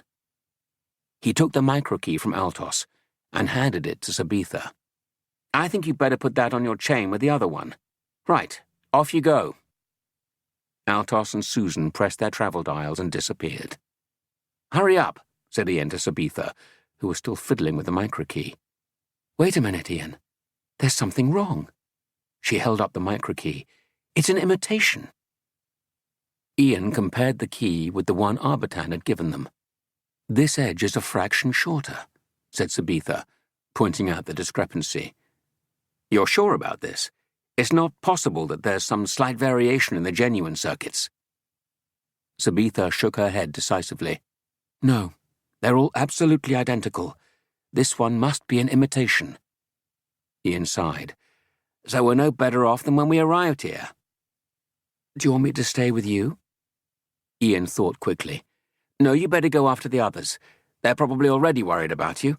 Tell them what's happened, and say I'll follow as soon as I've found the real key." Sabitha nodded, then stepped forward and took hold of his hand. "Please, be careful." She eyed him steadily, her face regal and composed, framed by her long blonde hair. Ian felt the same as he had in the presence of her father. She was letting him know that the fate of her people might rest in his hands. "I will," he replied solemnly. Sabitha gave him a warm smile, then twisted her travel dial and vanished. Ian returned to the tunnel and pushed through the creepers to the base of the statue. He studied the grotesque sculpture carefully until he found a small ledge behind the right knee. He climbed up into the arms of the statue and pressed the ledge with his foot. The idol revolved slowly through 180 degrees. Ian found himself looking into a courtyard, fronting a large, decrepit stone mansion. Broken statues and pillars suggested a lost elegance. The idol came to rest and released its grip. Ian slid to the ground with relief. Its stony embrace had not been a pleasant experience. He made his way to the center of the courtyard. The vegetable invasion had continued unabated on this side of the wall. Limbless statues nested forlornly in the foliage, heroic warriors mourning the loss of a sword or head, beautiful maidens eyeing their ruined lovers with stoic equanimity. As he skirted a gnarled, fierce warlord, he trod on a loose flagstone. An odd whirring noise started up. He glanced around but could not locate the source. Then he heard a scream. "Ian! Behind you!" He turned to see the warrior's massive axe hurtling towards him. He dived out of its path, and the enormous blade drove into the earth inches from his ear. He scrambled to his feet, trembling as Barbara ran out from the cover of a wall. "You're not hurt?" "Just a bit shaken. If you hadn't shouted, I'd—" He tailed off, looking pale. "That doesn't matter now," gasped Barbara. "Oh, Ian, I've been so frightened. I was waiting another half hour, and if you hadn't come, I was going to use the travel dial." "I'm glad you waited. That micro key you found was a fake." "What?" "Yes. The real one must be hidden in here." Barbara gulped. "Then I warn you, it's not going to be easy to find. This whole place is one huge booby trap. It's full of things like that statue. I've hardly dared move for fear of setting one of them off." "Then we'll have to take it very slowly," said Ian reassuringly. "Over there seems a good place to start." He indicated a wooden door set in a far wall. Testing every step, they threaded their way across the courtyard to the door. They could now see that it led directly into the mansion. The roof had become entirely hidden by trees and creepers. "The vegetation is everywhere," whispered Barbara. "It's almost as if it's trying to get into the house." He recalled the incident with Susan. "Let's find the key and get out of here," said Ian. He tried the door. It was locked. "We'll have to break it down. You stay here. I'll see if I can find some tools." He set off warily across the courtyard. "I saw some iron bars in an alcove by the wall," Barbara called after him. She turned and re-examined the door. It was not in use. Small lichen and fungi were growing at the sides, and a tough sucker plant had forced its way under the bottom edge. She also noticed a window set high up in the wall. It had been punched in by a branch as wide as a man's leg. Barbara turned away from the building and looked for Ian. He had disappeared from sight, but she could hear him somewhere in the far corner of the courtyard. A creaking noise behind her made her jump, but there was nothing to see. A creeper brushed against her shoulder. The creak occurred again. It came from the door. She gave it a push. This time, it swung open. Puzzled, she called for Ian. "I'll be right with you," came his reply. Barbara peered inside the doorway. It opened into a large hallway, dark, airless, and completely bare. A carpet of spongy green moss covered the floor. The walls were thick with vines. The atmosphere was moist and fetid, like a greenhouse. At the far end was a barred door, scarcely visible in the gloom. Intrigued, Barbara took another step. As she did so, there was a swishing noise, and a large net fell on her from the ceiling. She struggled and flailed like a captured fish, but only enmeshed herself more tightly in the strong cords. She stumbled to the floor. The noise of machinery started up. Barbara strained her senses to locate its source. A glint of metal in the half-light above caught her eye. Descending vertically from the ceiling were 6 steel prongs, each honed to a sharp point. She lay directly in their path.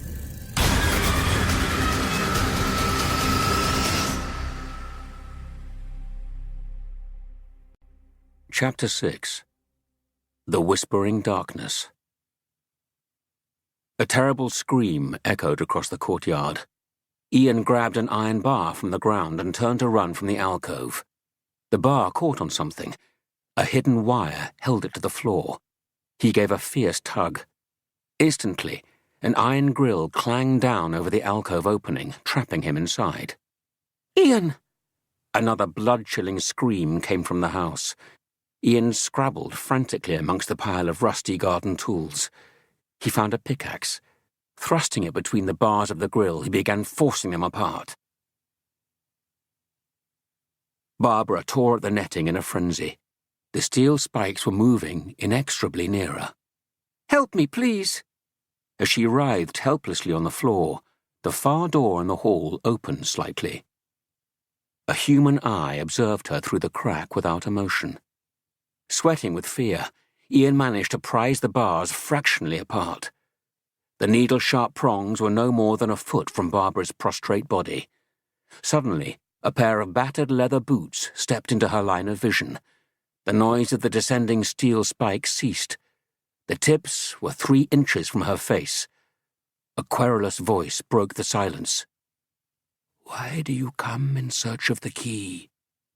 "Help me," whispered Barbara, trembling with shock. "Who are you? What is your interest in the key?" "I can't talk to you like this. Let me go." The bed of steel spikes prevented her from seeing her interrogator. "Are you the Vord?" continued the voice, harsh and skeptical. "You do not resemble their race, and yet—" "Arbitan sent us." "That's a lie." "It isn't. He was alone on the island. He couldn't send anyone else." "What proof do you have?" "I don't know. What's happened to Ian? What have you done to him?" There was a pause.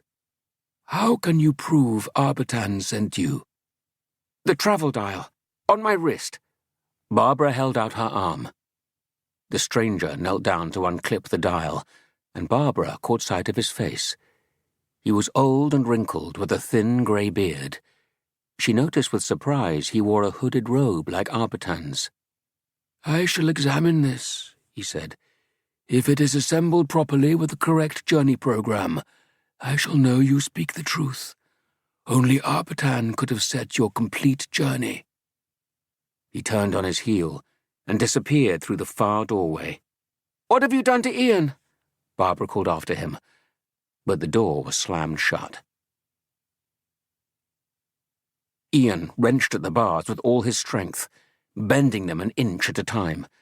Finally, he managed to squeeze through. In a few seconds, he was across the courtyard and inside the house.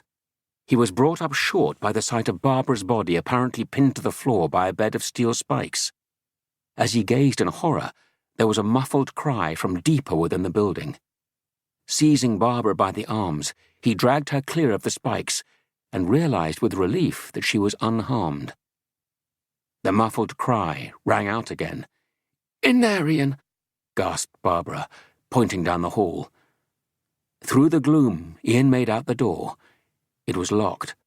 He took a run at it, splintering the lock and smashing through into the room beyond. On the far side of the room, near a window, a bearded old man was grappling with a mass of thick creepers entwined round his neck. The old man was blue in the face, in the last throes of consciousness. The room was full of plants. He seized a machete from a table and began hacking at the creepers around the old man.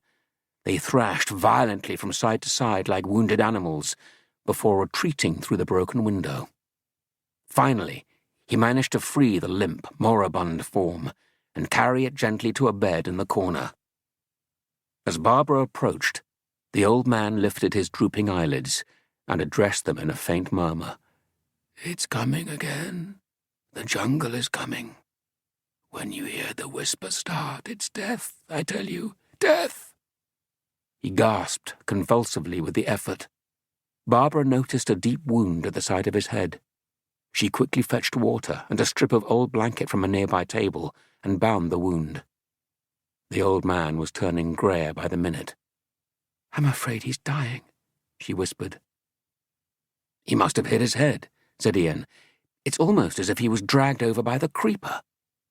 He gazed around the room incredulously. The thought of the jungle being alive in that way defied all logic. The old man groaned and spoke.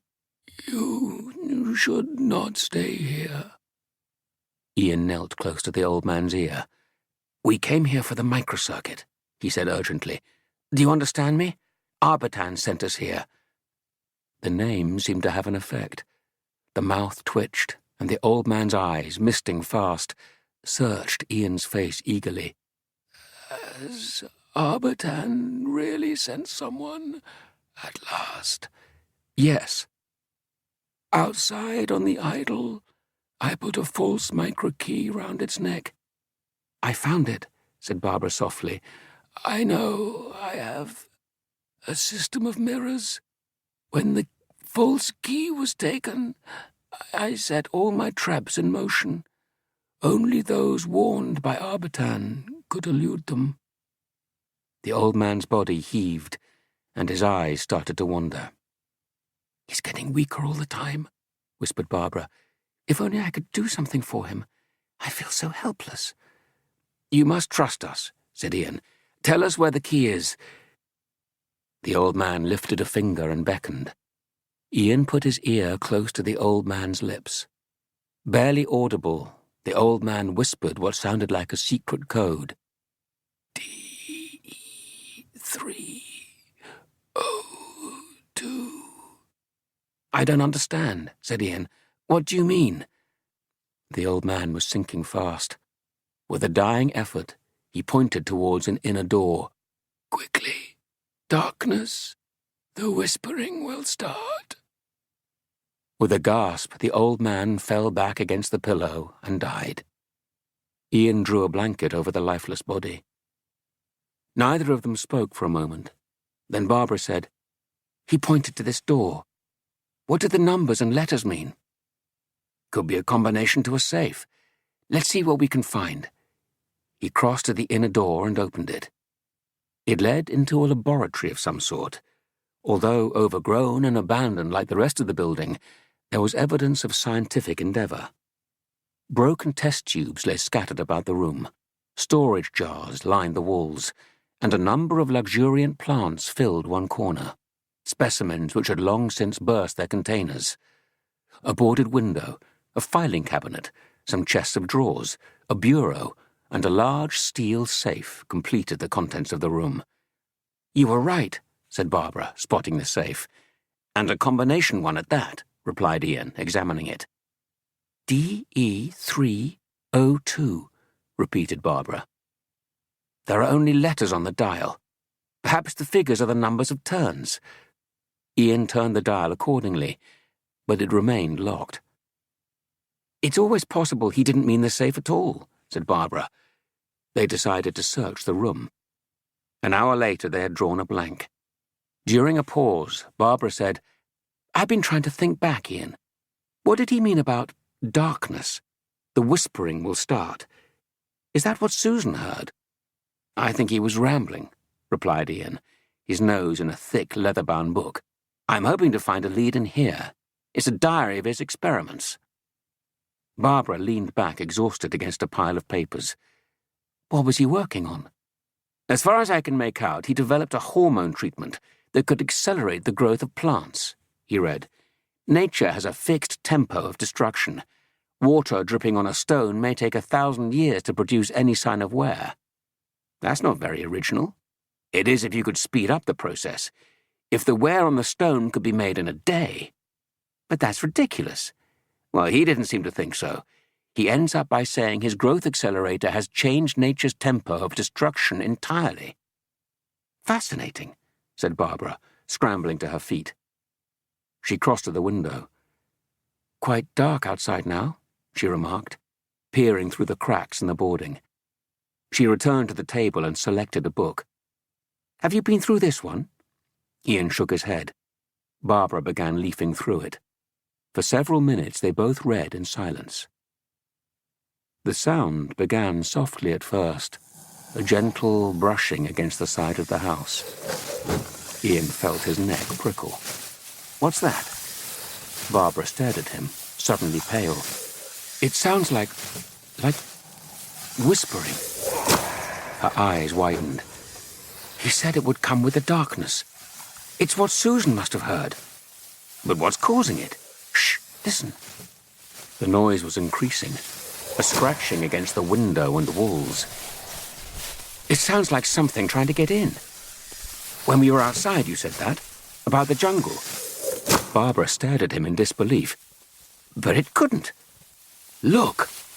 Ian pointed to the window. A tendril was forcing its way in through a crack.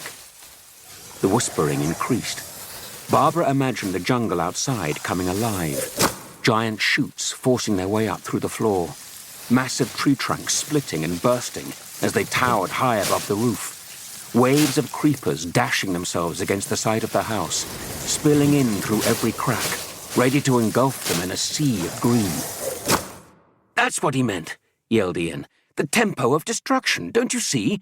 Normally it would take 50, even 100 years for the jungle to overrun this place. Gradually it would encroach and finally swallow it up. Now it's all accelerated. Then the jungle is attacking us.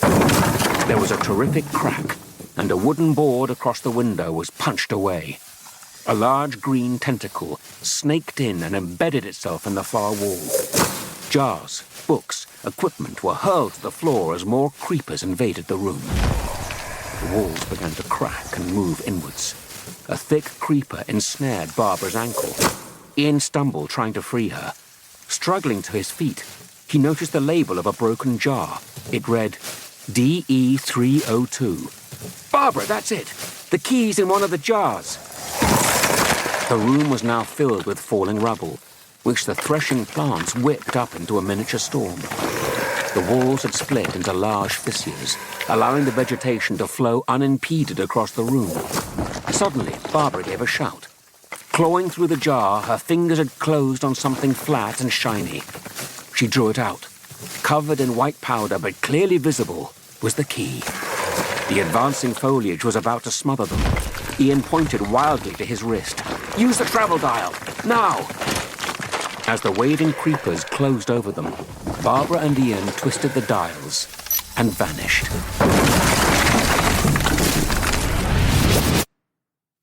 Ian came to, lying face down in a blanket of cold powder. A rivulet of water trickled slowly down his neck. He felt cold and stiff. He struggled to his knees and looked at his wrist. The travel dial was still there. He became conscious of small white flakes on his skin. Snow. Where was he? He scrambled to his feet and glanced around. It was dark. Around him was an unbroken expanse of grey. A distant howling reached his ears. As his eyes became accustomed to the gloom, he spied a body huddled awkwardly in the snow about 20 yards away. Barbara! She was blue with cold and too weak to move. The force of the travel mechanism, coupled with the cold, had numbed her senses. Ian gave her a shake. Wake up, Barbara! We've got to move! Barbara's eyelids flickered open. I can't. I'm too cold. You've got to. Unless we find shelter, we don't stand a chance. He somehow hoisted her to her feet and set off with her through the snow. A blizzard had risen, and the wind cut into them like a knife. Barbara's thin cotton dress afforded no protection, and Ian realized it would only be a matter of hours before they both died of exposure. Barbara suddenly slipped from his grasp. It's no good, Ian. I can't. I'm so tired. Sleep. I must sleep. Ian shook her vigorously. No, Barbara, we'll freeze to death. But the life was ebbing from her body, and she slid like a dead weight into the snow. Ian tried to lift her, but he could feel his own strength draining away. To carry on alone would be to leave Barbara to certain death. He sank to the snow beside Barbara and huddled up close to give her what warmth and protection he could. Within a few minutes, his limbs grew numb. He felt his will to live receding like a ghost into the surrounding darkness.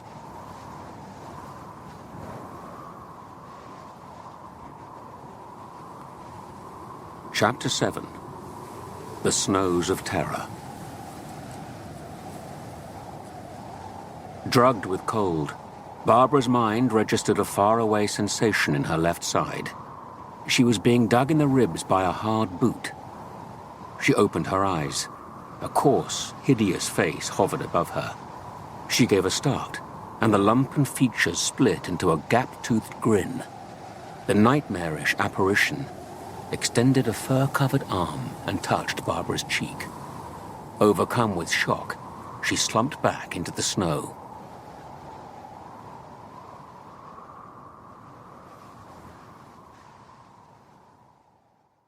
When Barbara regained consciousness, the stranger was still peering down at her. He was a mountain of a man, clothed in furs and tattered skins like a Bruegel peasant. "Don't be afraid," he said gruffly. Barbara sat up. She was lying on a bare bunk covered with furs in what looked like a trapper's hut. Animal pelts were stretched across the walls. There was a single window with shutters, and a main door barred and bolted. In the hearth, a log fire burned brightly. How did I... Ian, where's Ian? Your friend is here. The huge stranger gestured to where Ian lay curled asleep in a bundle of skins. Barbara sank back onto the wooden bunk, relieved. Your hands are slightly frostbitten, boomed the giant trapper. Put them in mine. Barbara did as she was bid, and he massaged them slowly between his ham-sized fists. You must help your friend like this, too. Barbara nodded nervously. The stranger gave a toothy grin. You are afraid of me? He thrust his bristly face close to Barbara's. No. Last year, I broke the back of a wolf with my bare hands. He stood up and patted his barrel-shaped chest. I am Vesor. Most men fear me. He pointed to her hands. There, see? The blood is beginning to return. Thank you. I'll get a warm drink for you both. He stepped through a small door leading to a kitchen at the back. Barbara slipped down from her bunk and quickly crossed to Ian. She shook him vigorously. Ian, wake up. Ian opened his eyes and looked around drowsily. Where are we? I don't know. I don't even know how we got here. Vesor entered with 2 bowls of broth. Ah, you're awake. Good. Here, drink this. Ian took the bowl and eyed the huge stranger with surprise. The hot liquid warmed his stomach. He turned to the big man. Do we have to thank you for saving us on the mountains? Vesor shrugged his massive shoulders. I found you when I was resetting my traps. Then he added, It was a difficult journey getting you back here to the hut. We would have frozen to death, said Barbara. The wolves would have eaten you first. Wolves? Yes. There are more than ever this winter.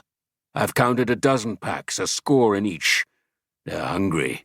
They're even raiding the villages at night. Are we in a village? Ventured Barbara. No. The nearest is 3 miles away. I stay out here to look after my traps.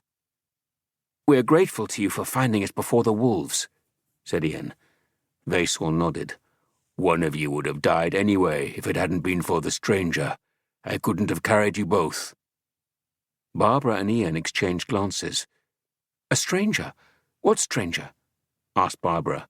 Oh, a madman, growled Vesor. He came here early last night, raving and ranting. I couldn't talk to him. He stood up and kicked the fire with his boot. I gave him some furs and went with him up the mountain. He paused and gave a sly look. He was searching for a couple of girls. That must have been Altos, exclaimed Ian. Where is he now? Asked Barbara. The big man's eyes shifted uncomfortably. In the village, I think. After we'd got you back here, he went out. Barbara looked puzzled. Did he say he was coming back? Yes, but it's getting dark again. He won't be able to get over the ridge at night. We must go and help him, urged Ian. Vesor shook his head. There's a storm coming up. Ian realized the big trapper would not be swayed. I won't ask you to come with me, but will you lend me warm clothing? He said. The trapper eyed him shrewdly. My furs are my living. I'm a poor man. I wouldn't stand much chance of getting them back if you fell down a crevasse. I can't pay you for them, explained Ian. I haven't any money. The big man's glance strayed to the travel dial on Ian's wrist. That thing looks valuable. Ian unstrapped the dial and handed it over. Now please, hurry. All right, said Vesor, and a queer grin played at the corners of his mouth. He disappeared into the back room. Barbara helped Ian into some furs. What about Susan and Sabitha? How will you find them? Ian shrugged. I'll know more when and if I find Altos. Vesor reappeared with an old oil lamp and a leather bag containing food. He unbolted the door, and a flurry of snow blew into the room. The village lies that way, he pointed. When you get through the fir forest, you'll see the lights. Ian nodded. Thank you. I'll be back as soon as I can. Giving Barbara a quick embrace, she set off in the darkness. Vasor quickly locked the door behind him and turned to Barbara. There. We're alone. He gave a funny chuckle. Barbara shuddered and crossed to the fire. Vasor followed and put his large hands around her shoulders. She broke away, trying to conceal her alarm. "He'll be back," she said. "I know he will." "We'll see. Meanwhile, I'll get us some food. We must fatten you up, eh?" He gave another little chuckle and disappeared. Barbara stared at the fire. She felt very vulnerable. The trapper's morbid sense of humor had unnerved her. Outside, a lone timber wolf emitted a long, trailing howl. She shuddered and said a prayer for Ian's safe return.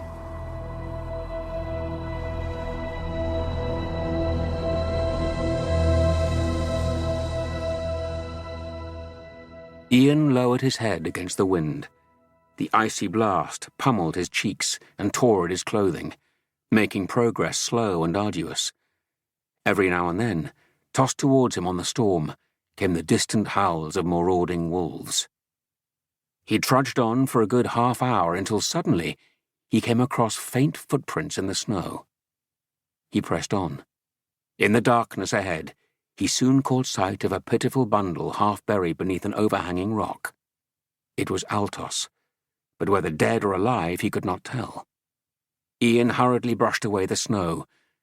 To his astonishment, he saw the young man had been bound tightly hand and foot with a stout rope. Barbara had finished her meal and pushed her empty bowl aside. There was an embarrassed pause. In the silence, she could clearly hear the noise of baying wolves on the mountainside. "They sound so close," she said at last. "You're safe here," grunted the big man. "That door will keep anything out. Or in." He gave a cunning glance at Barbara from beneath his bushy eyebrows. She turned away. Vasor rose from the table brusquely. "You clear those." He pointed at the bread and salt. He swept up the dirty bowls and took them into the kitchen. Barbara placed the bread and salt in a cupboard, then innocently opened a drawer to put away the spoons. The contents made her start. Lying inside were 3 travel dials, the doctor's ring, and Sabitha's chain with the keys. "What are you doing in that drawer?" Barbara span round. Vasor was advancing on her, a vicious look in his eyes. "Where did you get these?" Barbara stammered bravely. "One of the girls was wearing this." She held up Sabitha's chain. "You give me those," snarled Vasor. "They're worth money." He snatched the valuables from her. Shaking, Barbara retreated. "Where did you get them?" "There's a cave on the mountain where I store my traps. I found 2 girls hiding there." "Then they're alive." "They may be." The big man scowled. "That was yesterday. I gave them food and flint in return for these. I left them there." Barbara studied his ugly features, uncertain if he was telling the truth. "Why didn't you bring them back?" "I can't afford to look after every fool that gets lost on the mountains." "What about Altos, the young man?" "He forced me to go up the mountain to look for these girls. Instead, we found you. When we brought you back here, he wanted to go out again." Barbara coolly faced him. "I don't believe you. You stole those things." "Oh, did I?" The trapper took a threatening pace forward. "They might have given you the wrist bracelet, but Sabitha would never have parted with the keys and chain." An awful thought struck her. "You didn't kill them." Vasor chuckled. "You don't kill anybody in this country. The cold and the wolves do that." Altos rose unsteadily to his feet. "How are your legs?" asked Ian. "I should be able to walk in a minute or 2. Who tied you up?" "The trapper. But he rescued us." "Only because I forced him to. He's ruthless." Ian grew pale. "Barbara's back there with him. Alone. Then we must return as quickly as we can. Help me." He leaned on Ian's shoulder and took a few faltering steps. "Just a minute." Ian bent down to collect the bag of food given him by Vasor. In the cold, his fingers fumbled, and the contents spilled out onto the snow. His eyes widened with astonishment. Raw meat? What on earth would Vasor want to give me that for? In the silence, a wolf howled very close at hand. There's your answer, said Altos grimly. Those beasts could scent meat a couple of miles away. Vasor was making certain you wouldn't get back. Ian kicked the meat beneath the snow in disgust. Well, he's got a surprise coming to him, hasn't he? The trapper sat at the wooden table, peering suspiciously at Barbara. She was seated by the fire. Suddenly he rose without a word and halted a yard from her, a foolish grin on his ugly face. There's nowhere you can run. Keep away! Barbara snatched a hot poker from the smoking logs and held it before her. Don't you dare come near me. All right, Vasor said. He retreated to the table. I'm in no hurry. There's no one coming to help you. He leered at her lasciviously. Barbara gripped the poker tightly. The wolves were closing in. Ian feared they had picked up their scent. Suddenly a pale yellow dot appeared in the darkness ahead. It was the hut. Another quarter of a mile, Ian yelled above the wind. We'll have to run. Altos! I'll try. The two men broke into a jog. Behind them, they could hear the scuffling pack homing in for the kill. Barbara thought she heard a sound. Her glance flicked hopefully to the door. In that instant, Vasor leapt. For one so large, he moved with astonishing speed. He swept the wooden table aside and was almost on her before Barbara pulled a chair into his path and darted to the opposite corner of the room. Vasor hurled the chair aside and advanced nearer. Barbara grabbed a plate and heaved it full into his face. It broke across his nose, shattering into small pieces. Vasor brushed it off like a fly. He lurched towards her again. Cornered, she aimed a blow with the poker, but he caught her arm easily and twisted it from her grip. A hand like a ham bone seized Barbara by the neck and slammed her against the wall, knocking the breath from her body. Then fingers like steel pincers bit into her throat, slowly throttling her.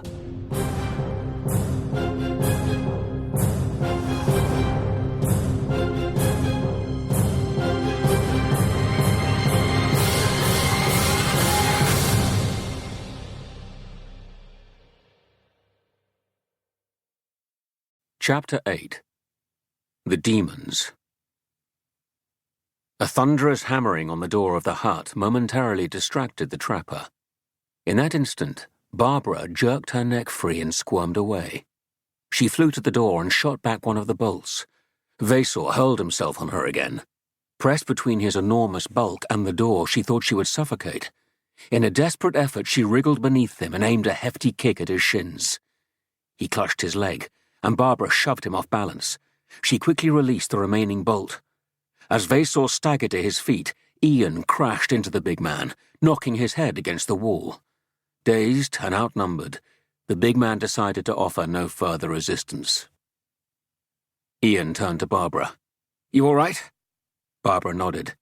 The girls are safe too, she gasped. They're in a cave in the mountain. I meant them no harm, said Valor. I swear it. I gave them food and flint to light a fire. Altos advanced on the trapper. You treacherous— No, Altos, said Ian, stepping between them. We want him unharmed.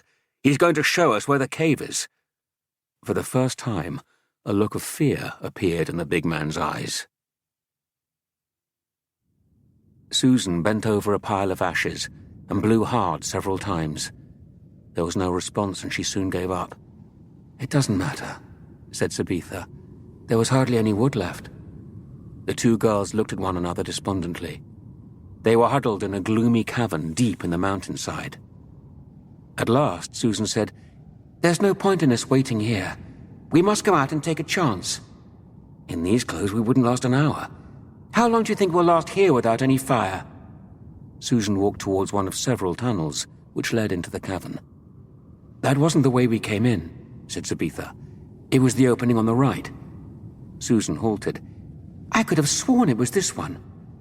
She studied the various entrances, trying to visualize how the trapper had brought them in. Well, if you're certain, said Sabitha. I thought I was certain. You've made me doubtful now. Come on, let's try it, urged Sabitha finally. They set off down the tunnel. Ian decided to wait for dawn before setting out for the mountain. Vasor provided hot food and drink and some extra furs for Altos and Barbara. Then, just before light, the four of them left the hut and struck out across the snow. The blizzard had died away and the morning air was crisp and clear. They trudged in silence for an hour. Vasor seemed increasingly nervous as they neared the mountain. How much further? Asked Ian. Just beyond the next ridge. Vasor turned to Ian. When I get there, can I go back? A troubled look appeared on the trapper's face. You're getting no promises out of me, replied Ian. Come on. He prodded Vasor in the back. Grudgingly, the big man set off again. Susan and Sabitha felt their way gingerly along a narrow tunnel. The walls and roof were lined with patches of ice.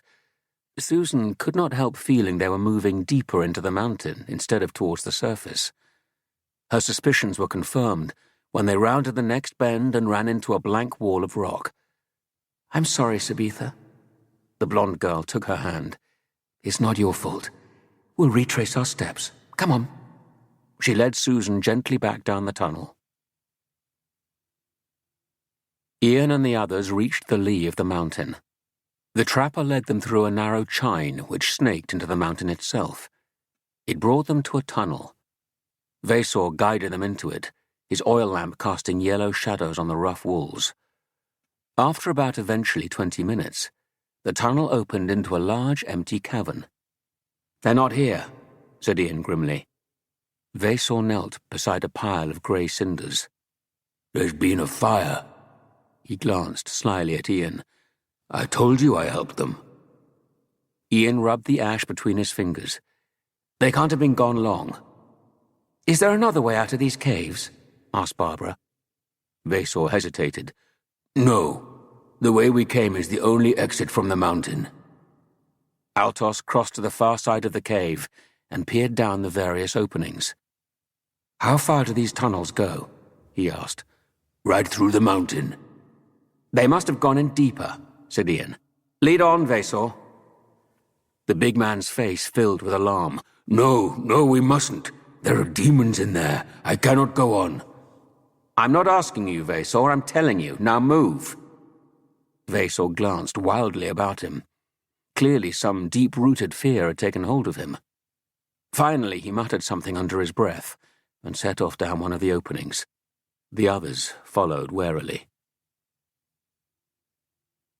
Susan halted. It's no use. We're going deeper into the mountain. Her voice echoed plaintively along the rocky tunnel. If we keep going, we must find a way out, urged Sabitha. They continued on. The path suddenly ran out onto a broad ledge. They had arrived at a deep crevasse, perhaps once an ancient subterranean river or glacier running under the mountain. The chasm was at least 20 feet wide. Someone had strung a flimsy rope bridge across the gap, suitable for only one person at a time to use. Susan tested the bridge warily. Is it safe? I think so. Holding firmly onto the supporting ropes, Susan began to inch her way across. Don't look down, warned Sabitha. An icy draft of air rose from the chasm below, causing the bridge to sway from side to side. Susan kept her eyes glued to the far wall and slowly completed the crossing. Sabitha followed carefully, and the two girls set off down the tunnel on the far side.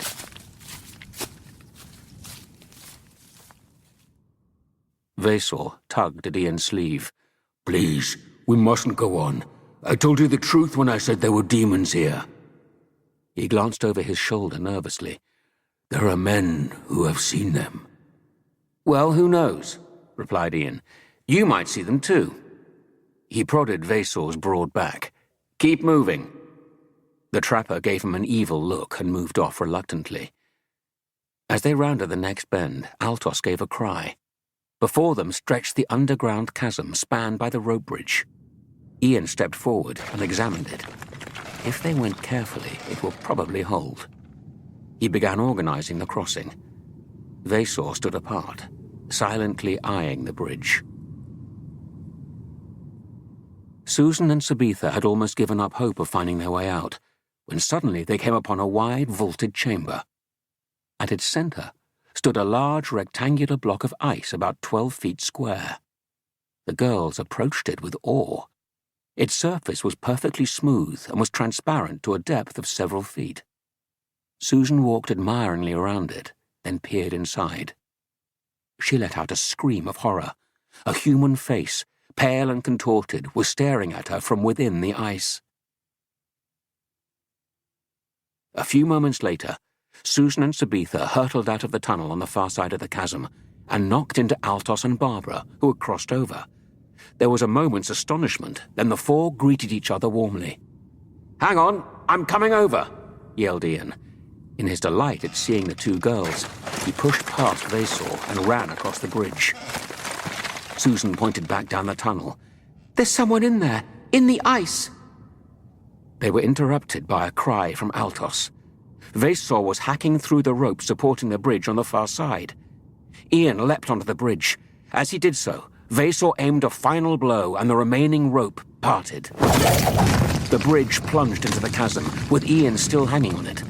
Miraculously, he maintained his grip as the flimsy structure smashed against the side of the crevasse. Barbara and Altos looked on helplessly as he dangled over the yawning drop. Although dazed, he began to inch his way up the ropework. As he neared the ledge, Altos leaned over and hauled him to safety.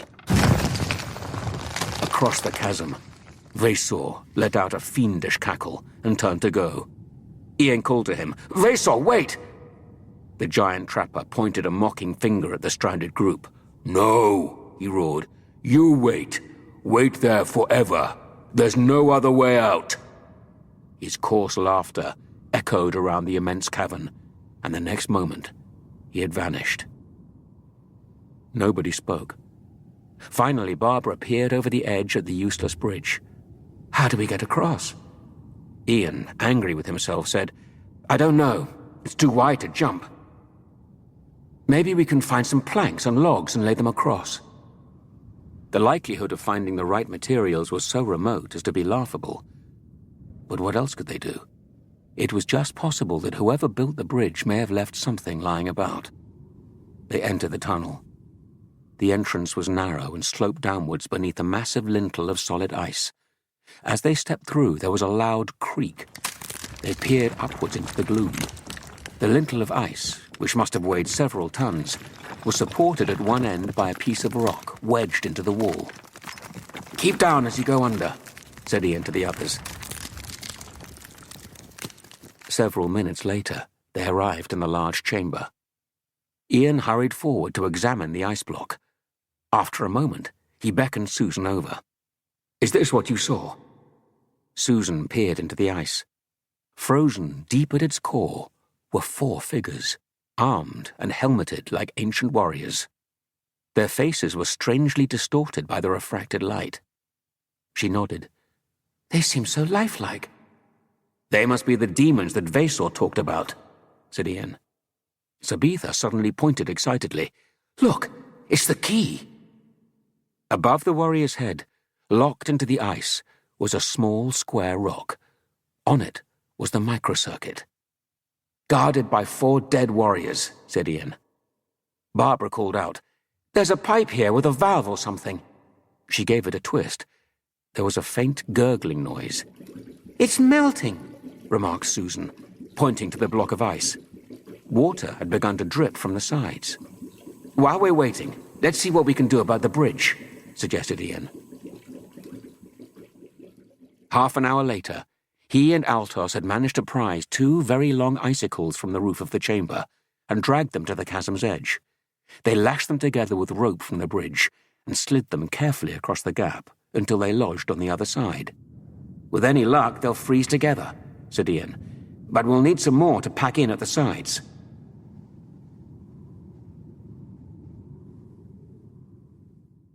In the chamber, most of the ice block had melted, flooding the floor to a depth of 6 inches. The 4 warriors, freed as far as their waists, slumped forward like drunken men. Their weapons dangled harmlessly by their sides. Behind the warriors, still imprisoned in the ice, lay the key. Sabitha watched patiently as the transparent shield melted layer by layer. Barbara heard Ian and Altos approaching. "It's all right," she called out. "The ice has nearly melted." The 2 men arrived in time to see Sabitha pick her way through the fallen slabs and remove the key. She turned and beamed at them, her face radiant with joy. "Ian," called out Susan, "look at these weapons." She was examining one of the warriors. "I wouldn't like to come across him in a battle." She bent down to get a closer look. The face, deathly pale like sculpted alabaster, stared unseeing at the floor. Gingerly, Susan fingered his resplendent tunic and tested the razor-sharp edge of his sword. As she turned away, her heart missed a beat. Had she caught a movement in the warrior's eye? She looked again. His knuckles were tightening about the hilt of his sword. Susan stood rooted to the spot as the warrior's head screwed slowly round to face her. She screamed, "He's alive! He's alive!" Ian looked up and saw the 4 warriors rising from the ice like ghosts. "Get out of here! Run!" They raced for the exit. The warriors, stiff and cumbersome, lurched menacingly after them.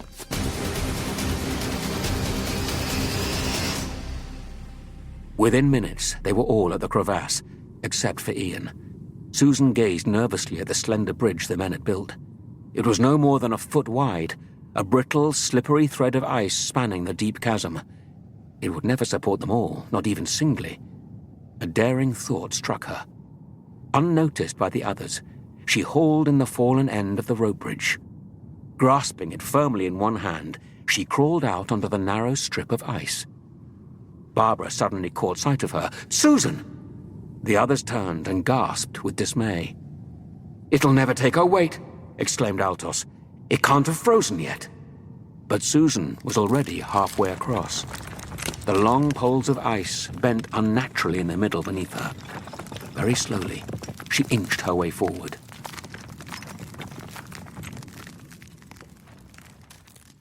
Ian reached the narrow gap, surmounted by the large hanging lintel. He broke off a long, pointed stalactite and levered away the small rock supporting the lintel. The great mass of ice thudded to the floor with a boom, blocking the tunnel. Then, gripping the stalactite as a club, he waited. Susan was 3 feet from the far side of the crevasse when she felt the bridge give way. She hurled herself across the remaining gap. Her fingers clawed desperately at the rim of the chasm. For one agonizing moment, it seemed she was slithering to her death. But she dug her fingernails into the icy surface and slowly pulled herself to safety. Then she hauled the broken end of the rope bridge and secured it firmly around the retaining pillar. A sharp blade thudded through the ice, nearly slicing off Ian's shoulder, and the head of the leading warrior burst through. Ian dealt him a fierce blow with his ice club. The makeshift weapon shattered into tiny pieces. The others were safely over the bridge when Ian raced into view. Altos held the rope steady as Ian plunged recklessly across.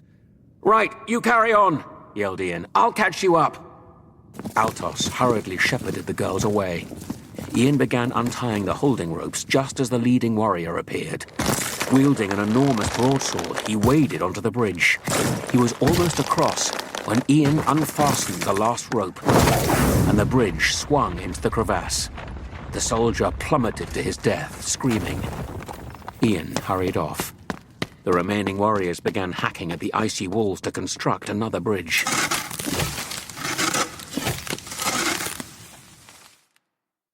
In his hut, Vasos sat gloating over the stolen valuables, the travel bracelets, the doctor's ring, and the 2 strange plastic keys.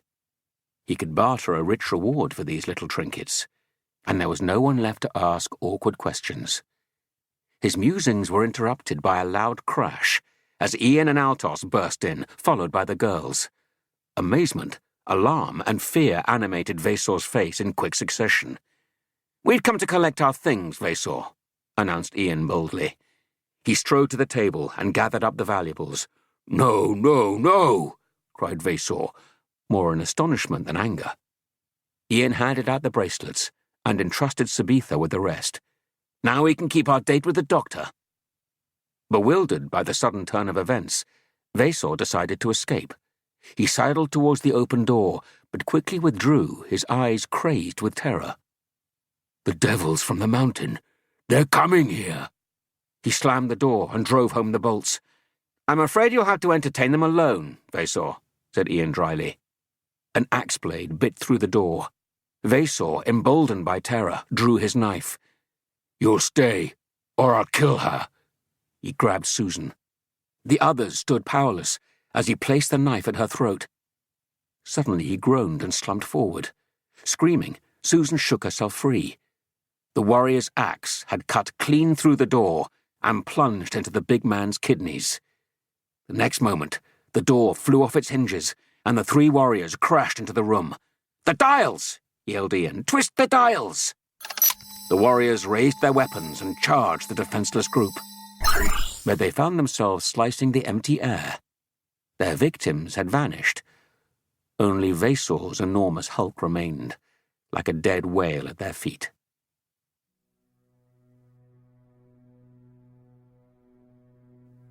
Ian materialized alone in a bare, windowless corridor. Immediately in front of him stood a solid metal door slightly ajar. He stepped forward and peered through. Inside was a small room, also windowless. The iron door provided the only entry to the room, which seemed to be underground. The walls were hung with ornamental antique weapons, and in the center stood 4 glass display cases, like those found in museums. Lying in front of the nearest case was the body of a young man. Ian bent down to examine him. There was a deep wound on the man's forehead, but no other sign of injury. He wore a black military uniform and looked like a guard of some sort. Beside him on the floor lay a large spiked mace. Ian picked it up and studied it. It seemed the likely murder weapon. He replaced it beside the body. His attention was then caught by the contents of the nearest display case. Mounted on black velvet beneath the glass was the 4th Key of Marinus. At that moment, he heard a slight movement behind him. Before he could turn, a heavy object smashed violently against the back of his skull, and he fell to the floor, unconscious. The unseen attacker broke the glass display case and swiftly removed the key. There was a clang of alarm bells. The figure retreated into the corridor and closed the iron door, locking Ian and the dead body inside.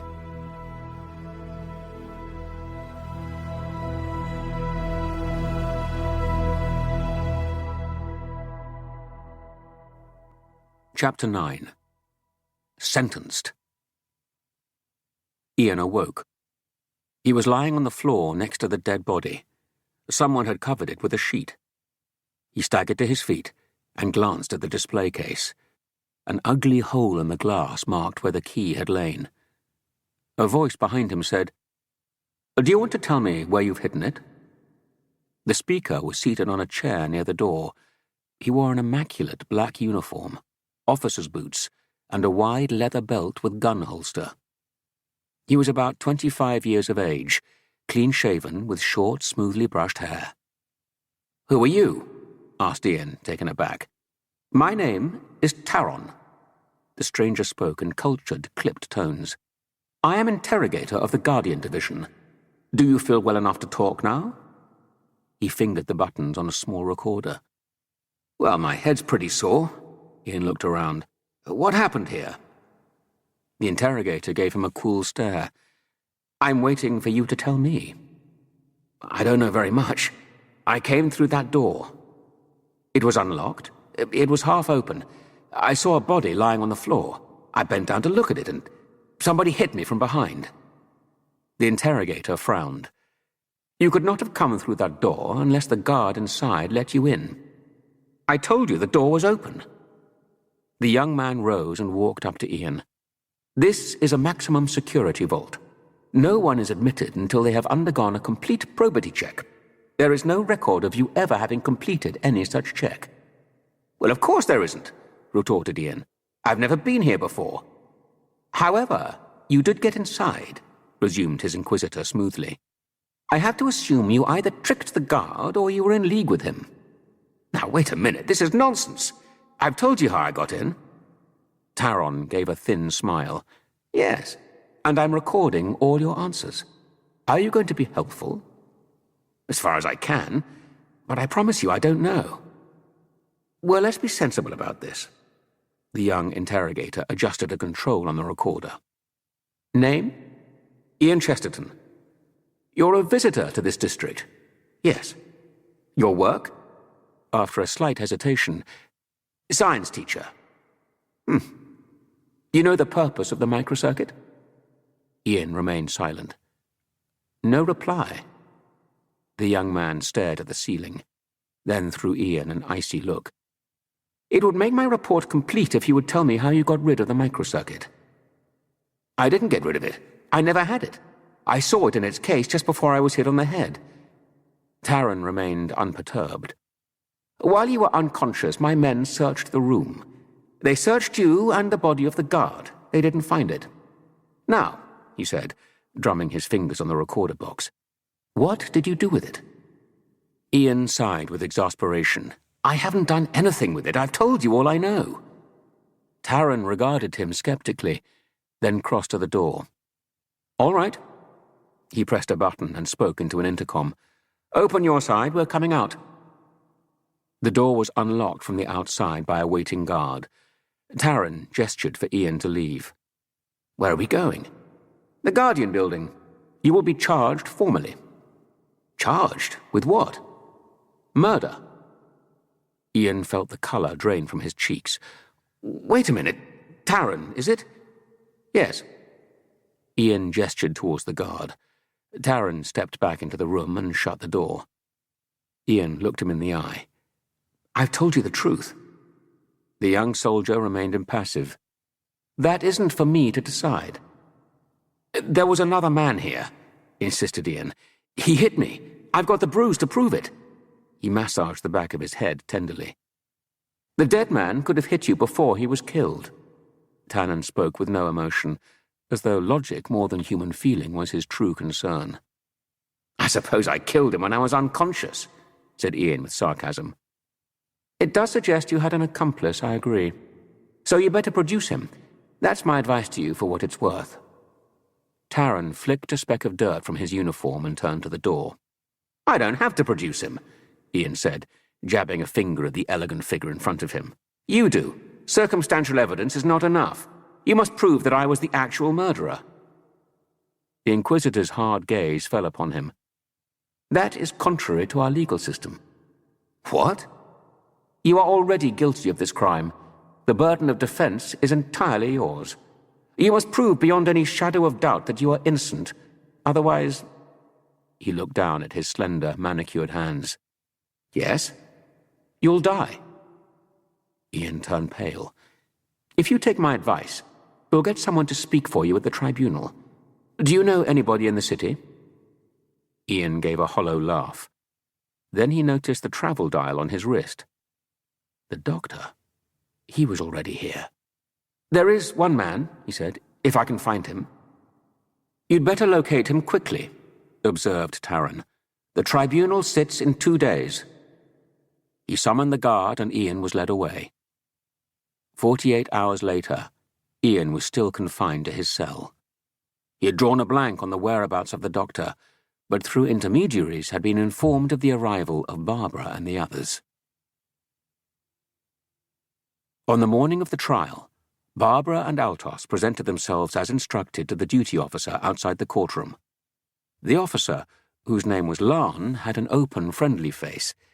He told them they had been granted permission to attend the court proceedings. "But," he warned them, "there must be no disturbances of any kind. The law is very rigid. Offenders can be sent for 1 year to the glass factories in the desert, instantly and without trial. Barbara looked suitably impressed. Chief Inquirer Taran has arranged for you to speak to your friend, he continued, but you are not to give him any packets or articles not previously examined by me. Barbara and Altos gave their assent and retired to a nearby bench. Susan and Sabitha were to meet them there shortly. Barbara hoped they would have some news of the doctor. 5 minutes later, they were escorted in. Any luck? Susan shook her head sadly. No sign of him anywhere. But several people saw him 2 days ago, added Sabitha, after Ian was arrested. Altos drew near to avoid being overheard. I failed to discover any news of my friend Eprin either. At least they're going to let us speak to Ian, said Barbara. Can't we all make a run for it? Whispered Susan. No, it's too dangerous. They glanced around. The building was filling up.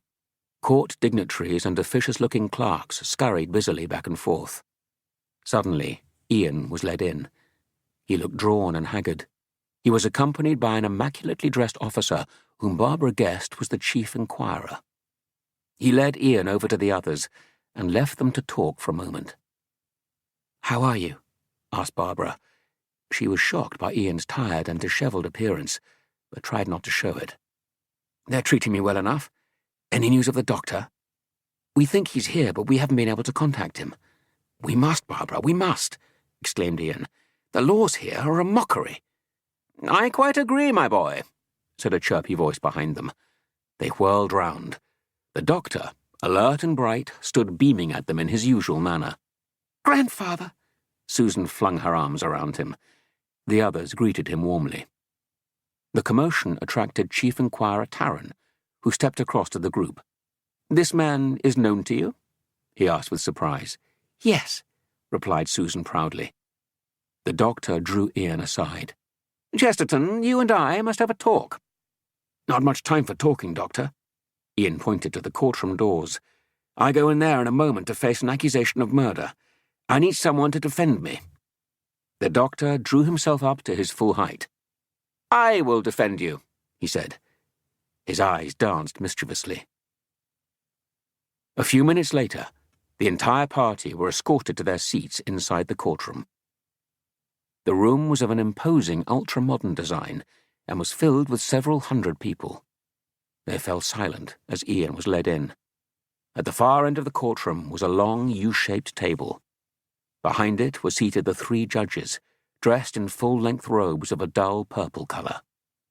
Their heads were crowned with tall cylindrical hats, similar to those worn by Eastern Orthodox priests. Ian was guided to a small, raised dais immediately in front of the judges where he faced them alone. Curving past him to his right and left ran the long arms of the U so that defence and prosecution counsels, seated at either end, were not within his line of vision. The doctor was led to the left-hand end where a carved shield lay on the table before him. The prosecuting counsel, a tall, grey-faced man with a supercilious look, was already in position. Before him on the table lay an ornamental axe. Symbol of attack, thought the doctor. Barbara and the others were positioned in the front row of spectators. A few paces ahead of them, in a neutral position, sat Taran, the chief inquirer. The middle judge, the most senior, cleared his throat and read from a paper in serious tones. Our decision on the report by Chief Inquirer Taran is that the prisoner, Ian Chesterton, is guilty of murder, and that his sentence is death, the said sentence to be administered 3 days after the end of this hearing, unless— He paused and glanced towards the doctor. The representative for the accused can show positive proof why the execution should not be carried out. Barbara looked along the row at Susan and the others. They sat pale and still. The judge continued, addressing the doctor. Representative for the defence, you have a grave duty. You have offered your services in this matter which complies with the laws of the City of Millennium, in that any person may speak on behalf of another. Are you acquainted with our laws? I have made some study of them, replied the doctor modestly. Every latitude will be allowed to you, and if you are at fault, I will give you directions." The doctor gave a polite nod. "Thank you." The judge then called upon the representative for the court, Eisen, to outline the case for the prosecution. The tall lawyer rose to his feet, and in an arrogant, drawling voice outlined his case to the court. During his peroration, which took about 30 minutes, Ian stood motionless, head lowered. Only once, when Eisen pointed an accusing finger at him and used the word murderer, did Ian turn and give him a cold, hard stare. When he had finished, the judge said, "Representative for the court, Eisen has stated his facts. You may reply." He nodded to the doctor. The doctor stood and faced the court. "I cannot defend a man when I have not considered every aspect of the case," he announced confidently. "I ask for time to examine witnesses, read copies of statements, and prepare my defense." He sat down abruptly. A ripple of surprise ran through the spectators. Eisen leapt to his feet. "I object most strongly," he protested. "The demand is reasonable in itself," remarked the judge. "The crime of murder in Millennium is unusual." He consulted his fellow judges in a low whisper, then addressed the doctor. "I grant you 2 days." The 3 judges rose and left the courtroom. Eisen crossed the well of the court and shook the doctor's hand. "I congratulate you," he said coldly. "Thank you. It will not alter the outcome." "We shall see." The doctor gave him a penetrating look. Eisen bowed courteously and walked away. Ian descended from the dais and patted the doctor on the back. "Well done." "I've been studying their law ever since I heard Eprin had been murdered," replied the doctor quietly. "Eprin?" Altos caught the name as he approached and turned pale. "My friend." The doctor nodded sadly. "Yes, I met him. We arranged to steal the microcircuit as soon as you arrived. Something must have happened to make him try to take it earlier." "And he was killed," Sabitha said flatly. There was a moment's silence. "That is our one chance," continued the doctor gently. "Eprin said he would need help. He must have told his plans to someone else. That someone else killed him and took the key. We have to find out why the key was stolen and who took it," said Ian. "In 2 days." Altos looked pessimistic. "We'll need every minute of them," said the doctor. "Altos and Sabitha, murder seems to be a rare crime here. Go to a library and study all the case histories you can find. I want facts and figures. Meet me here in 3 hours." Altos and Sabitha disappeared. "What do I do?" asked Susan. "You and Barbara are going to be my detectives. And you, my friend," he turned to Ian. "Yes?" Ian still wore a hunted look. "Trust me." The doctor patted him reassuringly on the shoulder. Ian was led away to his cell. Then, at the doctor's request, he, Barbara, and Susan accompanied Tarrant to the scene of the crime in the treasure vault. Once inside, the doctor asked the inquirer to explain the exact circumstances surrounding the discovery of the crime. He did so in his clipped, precise tones. "There was a mace beside the body with blood on it. Chesterton was on the floor unconscious. Either he had slipped and banged his head, or Eprin had got a blow-in before he died." The doctor glanced round the room. "And the microcircuit was gone, you say?" "Yes. That's the only element of the case I don't understand. My men did a heat reflector search of the room. It is absolutely certain that the circuit is not in here. It is equally certain that it has not been taken from here." The chief inquirer shrugged, as though he, for one, saw no point in pursuing the matter further. "Oh, come now, Tarrant," said the doctor. "We're not dealing in magic. It's obvious that the circuit must have been taken from the room." "No. Every person that came in here was checked by the Orza ray scanners as they went out. If anyone had the circuit on them, the scanner would have detected it." He smiled complacently. "What if the murderer had hidden it on the body of the dead man?" asked Susan. "He has been searched. It wasn't there." The doctor glanced down at the floor. A chalked outline now marked the spot where the body had lain. His gaze shifted to the broken display case. "Tell me exactly what happened after the alarm bell sounded," he said. Taran gave a rather bored look and continued. "Well, the relief guard was the first to reach the outside of the door. He was joined almost at once by the security controller and a guardian who was on patrol. When I arrived, the door was open and, well, you know what we found inside." "But that's fantastic," exclaimed Susan. "The circuit couldn't vanish into thin air." "Precisely," snapped the doctor. "And I fancy that when we discover its location, we will also discover the identity of the real murderer." "We know the murderer," observed Taran dryly. "It was Chesterton." The doctor smiled politely. "Mr. Taran, I wonder if you'd be good enough to leave us alone for a few minutes. We'd like to discuss a few aspects of this matter between ourselves, The young man stared at the doctor's smiling but determined face. "Very well." He bowed and left. Barbara pounced on the doctor. "Any ideas?" The doctor scrutinized the ceiling. His fingers played with the lapels of his coat. "Well? Well, what? Have you any idea how the circuit got out of here?" The doctor's piercing blue eyes fixed themselves on Barbara. "Oh, that? Elementary. Elementary." He waved a hand dismissively. "You know," cried Susan. "Where?" "Oh, all in good time." The doctor grinned secretively. "What's more important, I think I know who did the killing." Chapter 10. The Mystery of the Locked Room. "Who?" asked Susan in astonishment. "Ah." Barbara eyed the doctor suspiciously. "How do you know? Taran's been working at it all day.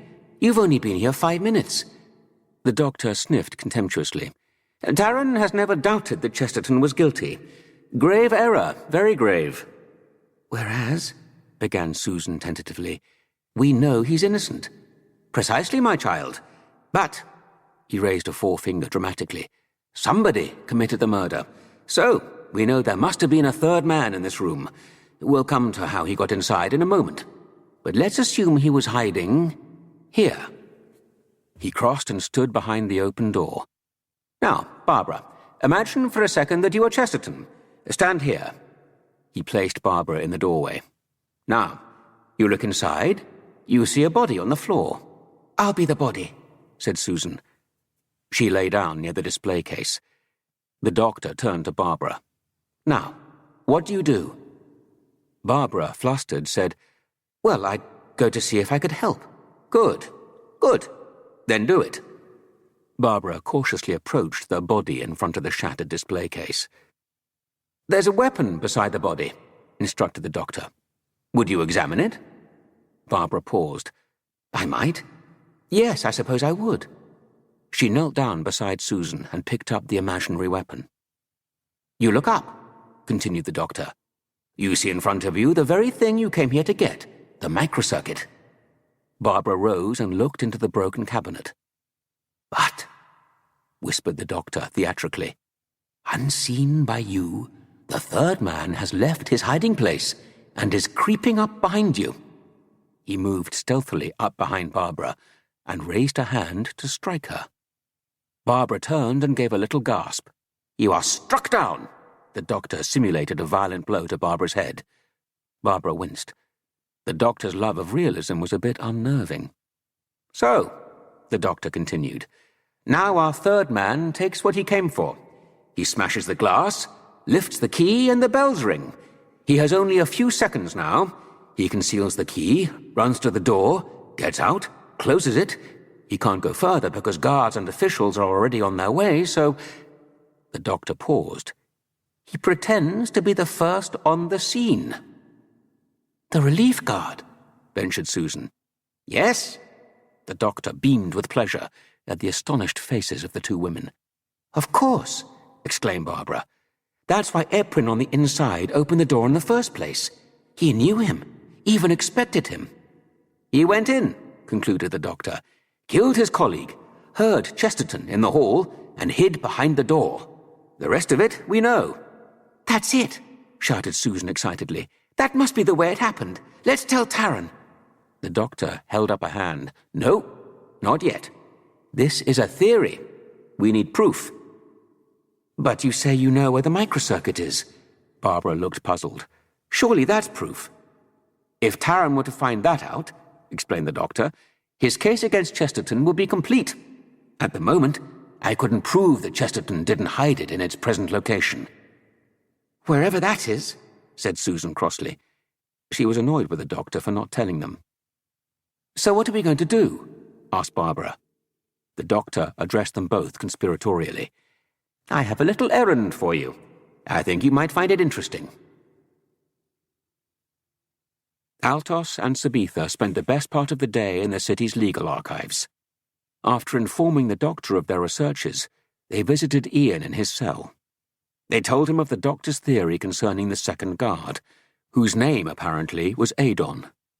When they had finished, Ian nodded thoughtfully.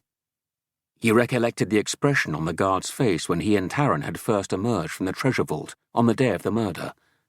The man had seemed more than normally interested in their conversation. Sabitha then explained that Barbara and Susan had gone to interview him. You mean to tell me the doctor has sent those two off to talk to a possible murderer? Sabitha nodded. Ian leapt to his feet. I hate being caged up like this, he snapped. I'm so absolutely helpless. He banged the wall with his fist. Sabitha and I have prepared a string of case histories for the doctor, said Altos optimistically. Ian glanced up sharply.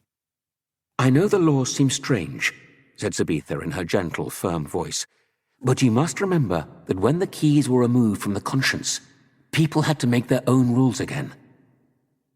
Has any man escaped from a charge of murder? No, but the scales are evenly divided. Altos looked at him steadily. Ian relaxed a fraction. Well, I hope the doctor manages to tip them in my favor, he said. Barbara and Susan stood outside the married quarters of Guard Officer Adon. They were on the upper floor of a large, functional block of apartments. They pressed the bell. The door was opened by a pretty woman in her mid-20s. She wore a simple, flowing robe, and her hair was swept up in an elaborate chignon. She had quick, intelligent eyes and a firm mouth. Barbara imagined a strong personality lay beneath a gentle facade. The woman welcomed them amiably and led them into a large but plain living room with a few pieces of modern-looking furniture. I'm afraid my husband is not here at the moment, she explained, motioning the two women to be seated. Barbara showed her disappointment. I had hoped to talk to him, she said. I thought he might have some facts that had been overlooked. The woman smiled at Barbara sympathetically. I'm sure he'd want to help, she said warmly, but he's already told you everything he knows. It's just possible there was some tiny thing, ventured Barbara, something he thought wasn't important. Barbara felt the woman's eyes appraise her from head to foot with a quick motion. The Guardians are very thorough, you know, said the woman. Besides, Adon would want the murderer to be caught. Eprin was a good friend of his. Yes, of course. Barbara glanced away, then said, Tell me, do you know why anybody would want to steal the microcircuit? Because there are only 5 of them in the entire universe. It was brought to this city many years ago by a man called Arbitan. It was the sworn duty of the elders to protect it. So they might pay highly to recover it? Queried Susan. Yes, the woman smiled. But you know all this. Why else would your friend steal it? Before Barbara could answer, someone came into the apartment and entered the room. It was Adon. I had to go to the Guardian building again. They're asking... He stopped on seeing Barbara and Susan. You're the people with Chesterton. His thin face tightened.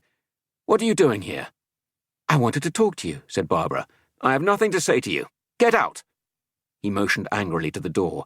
Adon, I don't want people prying into my affairs. Has she been asking questions about me? Susan jumped up from the couch. Not as many as my grandfather will ask when he calls you as a witness. Adon grabbed Susan by the arm. Get out. You hear me? Get out. Susan broke away, her eyes blazing. I just thought you'd like to know that we know where the circuit is hidden. Susan! Cried Barbara in horror. Adon stood stunned in the center of the room. Then turning to face them, he said slowly, You know because Chesterton told you where he hid it. Now you're trying to throw suspicion on me. Well, it won't work. He advanced aggressively towards Barbara and Susan. Get out before I... Before you what? Repeated Barbara, bravely standing her ground. Kill us? Just as you killed Eprin? Cried Susan. Adon lifted a fist to strike Susan, but his wife jumped in and restrained him. You better go, she said quietly. Without a further word, Barbara and Susan left. As they emerged from the apartment, they heard angry shouting inside. There was a cry, and an interior door was slammed roughly. Barbara bent down and peered through the keyhole. Directly in her line of vision on a small table in the hall was a push-button receiver. A hand, she couldn't tell whose, lifted the receiver and started to tap out a number. At that moment, Susan heard footsteps approaching. They could not afford to be caught spying, and reluctantly they retreated along the corridor. The court was not in session, and Larn, the duty officer, had been granted temporary leave of absence for a few hours. Eisen, the representative of the court, sat at his desk checking some documents against the daily court record. The telephone bleeped. Eisen picked up the receiver. Eisen here, he announced in his haughty accent. As he listened, his eyes narrowed and he glanced uneasily around the antehall. A straggle of court officials came into view. Don't say anything else. He lowered his voice to a whisper. There are people near. I'll take it on the personal. He replaced the receiver and took up a miniature intercom unit instead. All right, go ahead. He listened for a full minute without saying a word. Then he said softly, You really think she knows something? You think our friend might not be able to go through with it? His eyes narrowed. Now listen carefully, he breathed. This is what you may have to do. The next day the court assembled in full session. The public seats in the main body of the courtroom were filled hours beforehand, and an expectant buzz filled the air. At the appointed time, the court clerks and their assistants, followed by the counsels for prosecution and defense and the witnesses, took up their positions. Lastly, the three judges convened at the head of the U-shaped table, and Ian was led in. He mounted the prisoner's dais, looking tired. Behind him to his left sat the doctor, flanked by Sabitha and Altos. A pile of reference books lay on the table before them. As before, Taran, the chief inquirer, sat midway between both counsels. Behind him, in the first row of spectators, the doctor could see Barbara and Susan. To their right, a few seats along, sat Adon, the Treasury Vault guard, and his wife Carla. Eisen, representative for the court, was called, and he began the case for the prosecution. His speech was a more careful and detailed version of his previous exposition, but whereas on that occasion Eisen had adopted a cool, matter-of-fact tone, he now began to couch his arguments more emotively, referring frequently and with haughty contempt to Ian as the murderer. He succeeded in so colouring his presentation of the crime that a swell of indignation rose from the courtroom. Arriving at his concluding peroration, Eisen picked up the spiked mace, recovered from the treasure vault, and now neatly labelled on the exhibits table below the judges, and held it aloft for all to see. "This mace," he intoned, a look of simulated disgust on his face, "is a weapon used by vicious, savaged warmakers in primitive times. But the same savagery that wielded it then lives on, in men like the accused."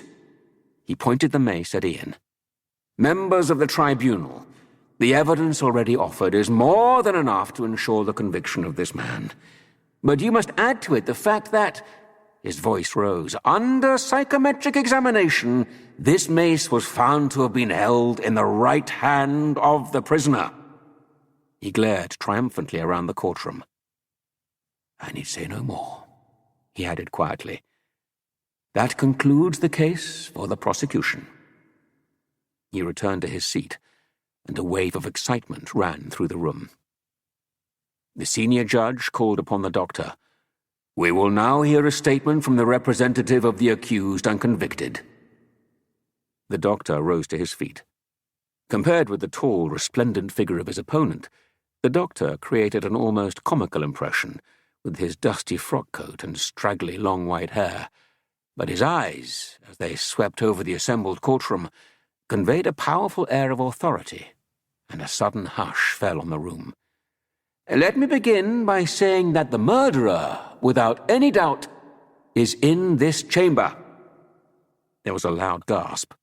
"The trouble is," the doctor continued, "he is not under arrest, and my young friend here is." The senior judge leaned forward. "Can you substantiate this?" He looked severe. "I can." Another wave of astonishment flowed across the room. "In a moment," announced the doctor in a loud voice, "you will know his identity. Now I shall call my first witness." He motioned to Sabitha. She walked to the center of the courtroom. From the table, the doctor selected a large blow-up picture of one of the keys. "This is a reproduction of the stolen microcircuit." He held it aloft. Susan, leaning forward to gain a better view, suddenly noticed the guard, Adon, fidgeting nervously in his seat. The doctor turned to Sabitha. "Do you recognize it?" "Yes." "Do you know where it is now?" "Yes, I do." "Then please tell the tribunal its present location." "Right here." Sabitha held up the key for all to see. There was a loud intake of breath from the rows of spectators. Again, Susan noticed Adon shifting uneasily. "Will you tell me where you got it?" "It was given to me by the man who killed the guard." "Is he here?" "Yes." "Then please point him out." The courtroom fell completely silent. "There, sitting in the front row." Sabitha pointed at Adon. The courtroom erupted. Adon leapt from his seat and tried to reach the door, but was immediately enveloped in a milling throng. Taran and Ison fought their way towards him, as did his wife, Carla. "She couldn't have found it," yelled Adon as the crowd jostled him. "I hid it too well." A desperate, hunted look came over his thin face. "I'm not alone in this," he burbled. "They made me do it. I'll tell—" From within the crowd around him, there came a spurt of blue flame. There was a chilling scream, and for a moment, Adon's body hung in the air, its convulsed shape etched against the watching faces by a peculiar light. Then the dead man slumped to the ground. The crowd fell back horrified. Beside the body, as if by magic, appeared a ray pistol, undoubtedly the murder weapon dropped by someone in the throng. Susan fought her way through the crowd. She caught sight of Taran, Ison, and Larn, all near the dead man. Then a stifled sob rent the air, and Carla fell, weeping over the body. An hour later, order had been restored to the courtroom. The body had been removed, and Carla assisted from the scene. The doctor, Ison, and the 3 judges were conferring informally at the front of the room. "And so you see," explained the doctor, "the microcircuit that Sabitha showed to the court was not in actual fact the one stolen from the vault." The senior judge looked at him gravely. "You say you have 3 of the circuits in your possession?" "Yes. We came here to recover the last one. They will then all be returned to Arbitan." The senior judge sniffed. "The fact remains that the 4th circuit is missing. Still in the place where it was hidden by the murderer Chesterton," said Ison. "Surely you don't still believe he's guilty?" the doctor remarked cuttingly. "I admit we resorted to subterfuge when Sabitha accused Adon of giving her the key, but I think the results justified our means." The senior judge broke in. "There are a number of other points that we would like cleared up." He consulted a list and began detailing them one by one. Across the well of the court, Taran was explaining his next move to the others. "And I'm having psychometric tests made on the weapon that killed Adon." "Psychometric tests?" queried Ian. "Yes. Experts are able to divine from an object the characteristics of the person who last had contact with that object." "Whoever killed Adon," said Ian, "must have been connected with the theft. If he'd lived a little longer, he might have told us everything." "It was his wife I felt sorry for," said Barbara. "It must have been an awful shock, first of all to learn he was a murderer, then to see him killed right in front of her." She shivered. "The doctors have given her oblivator drugs and taken her home to rest," explained Taran. Their attention was interrupted by a signal for the court to reconvene. As everyone settled in their seats, Altos whispered to Barbara, "Where's Susan?" "Gone to get Ian's statement." Ian had returned to the prisoner's dais. The senior judge waited for silence, then commenced. "It is clear that Adon was involved in either the theft or the killing. It is also clear that he had an accomplice. Bearing in mind that the accused came here with the express purpose of recovering the microcircuit, and remembering the evidence against him, his guilt becomes even more obvious. Will the prosecutor please summarize?" Ison rose and addressed the court. "Despite the dramatics and hysterics of recent events," he nodded somberly towards the spot where the killing had occurred, "very little has changed. I submit that the accused did, by threat or coercion, involve Adon in robbery and murder. His dying words were, 'They made me do it.'" He glanced to the front row of spectators, where Barbara and the others were seated. "They are the accused and his companions. They were standing near Adon when he was killed. One of them is responsible for his death. Which one we will know when the Guardian Division have completed their tests. I submit that the defense has offered no new evidence, and that the sentence of the tribunal be carried out." He sat down, flushed and breathing heavily with emotion. At this moment, Larn, the duty officer, made his way to the front and beckoned to Barbara and the others. Relieved to get away from the public's gaze, they quickly followed him. Outside in the hall, Larn handed Barbara a sealed envelope. "A messenger brought this for you," he said, and returned to his desk. Inside the envelope was a note in an unknown hand. "What is it?" asked Sabitha. "It says, 'There will be another death if you disclose where the circuit is hidden.'" Altos grabbed the paper. "Barbara, do you see what this means? It proves there is somebody else involved. We must show this to Taran and the doctor." Barbara pondered a moment. "But what does it mean? Another death? Whose death?" A buzzer sounded on Larn's desk. He called Barbara across. "Someone wishes to speak to you." Larn handed her the receiver and moved off towards the courtroom. "Hello?" said Barbara hesitantly. A female voice, frightened, sounded in her ear. "I want to speak to Barbara Wright." "Susan?" "They made me call you." Barbara gripped the speaker tightly. "Who, Susan, who?" There was a pause. Then Susan's voice came through again, loud and urgent. "Barbara, listen, it's the—" The rest was muffled. "Susan! Susan! Are you there?" There was a long pause. Then Susan's voice, whispering but clear, said, "They're going to kill me." The line went dead.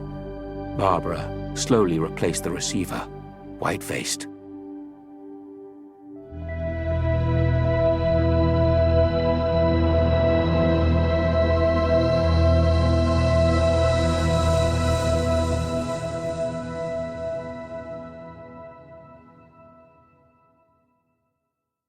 Chapter 11.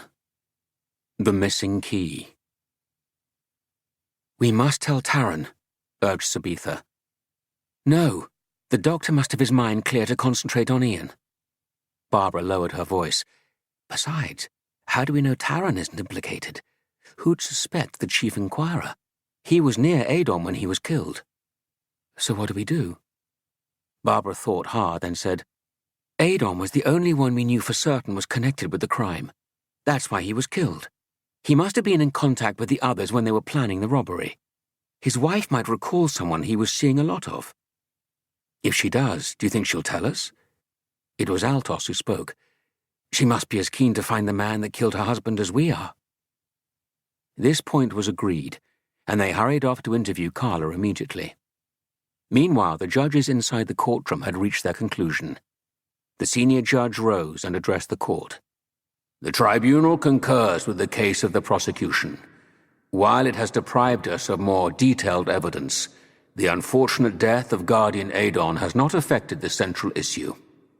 A ghost of a smile flitted across the chief prosecutor's face. The judge turned to the doctor. We will hear the closing statement for the defense. The doctor stood up. I must beg the indulgence of the tribunal and ask for time to prepare new evidence. Denied. No purpose will be served in delaying these proceedings further. If you have nothing to add, the accused will be taken from here and executed in the prescribed manner. Ian suddenly swayed as if about to fall. A guard helped him regain his balance. Ian shot the doctor a desperate glance. The doctor gave a hopeless shrug of the shoulders in reply. He knew it would now take a miracle to save Ian. Ian was led from the courtroom and placed in a different cell devoid of furniture. No mirror, wash basin, bed or stool, no window, no light. A heavy metal door, 6 inches thick, was all that broke the monotony of the concrete walls. This was the death cell. Through a small porthole in the door, Ian could see a clock in the corridor. The dial was divided into starred segments. There was a single hand. A uniformed guard was posted outside. How long do I have? Ian asked. Execution is set for the time when the pointer reaches the big star. Ian calculated he had 3 or 4 hours left to live. Adon's wife paced her flat nervously. Several times she stopped by the phone, but fought back the impulse to dial. Finally, she sat before a mirror and began applying makeup to her tear-stained face. She was interrupted by the doorbell. Puzzled, she rose and went to answer it. You? Carla fell back in surprise at the sight of Barbara, Sabitha, and Altos. I'm sorry to come here at a time like this, Barbara apologized. We know what a terrible ordeal you've been through, but we think you can help us. Carla's bright gaze flicked across their faces, betraying no emotion. I don't think so. I know nothing. Please, may we come in? A moment's pause, then, if you must. Carla ushered them into the living room. Thank you, said Barbara. Turning to Carla with a serious look, she said, The people who killed your husband have kidnapped Susan, the young girl who was with our party. They've threatened to kill her, too, added Altos.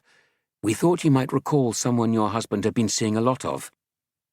Carla regarded the earnest face of the young man for a few moments, then replied, I know of no one. My husband was very secretive. He didn't tell me who he saw or where he went. Her lower lip trembled, and suddenly she was fighting back the tears. Now, please. Adon is dead. If he has committed a crime, he's paid for it. But I'll have to live with the memory of his crime for the rest of my life. She looked away, stifling a sob. I'm sorry, said Barbara gently. But you see, you're our only hope. Carla crossed the room and stood with her back to them, twisting her fingers nervously. Leave me alone, she said quietly and with dignity. I do understand and I sympathize with you. You must have been sick with worry since you spoke to her, but I just can't help you. She turned away, her face tear-stained and grief-stricken. I know nothing. There was an embarrassed silence. Then Barbara said, I'm sorry. You understand we had to try. The woman nodded and they left the room. Carla remained motionless until she heard the other door close. Then her face broke into a slow, evil grin. She stepped quickly to her bedroom door and threw it open. Inside, roped to a chair, was Susan, her mouth tightly gagged with sticky tape. Your friends were here looking for you, said the older woman. No, don't look hopeful. She smiled. They've gone and won't be back. They're like the rest of them. Stupid. She gave a bitter laugh. Suddenly the telephone rang.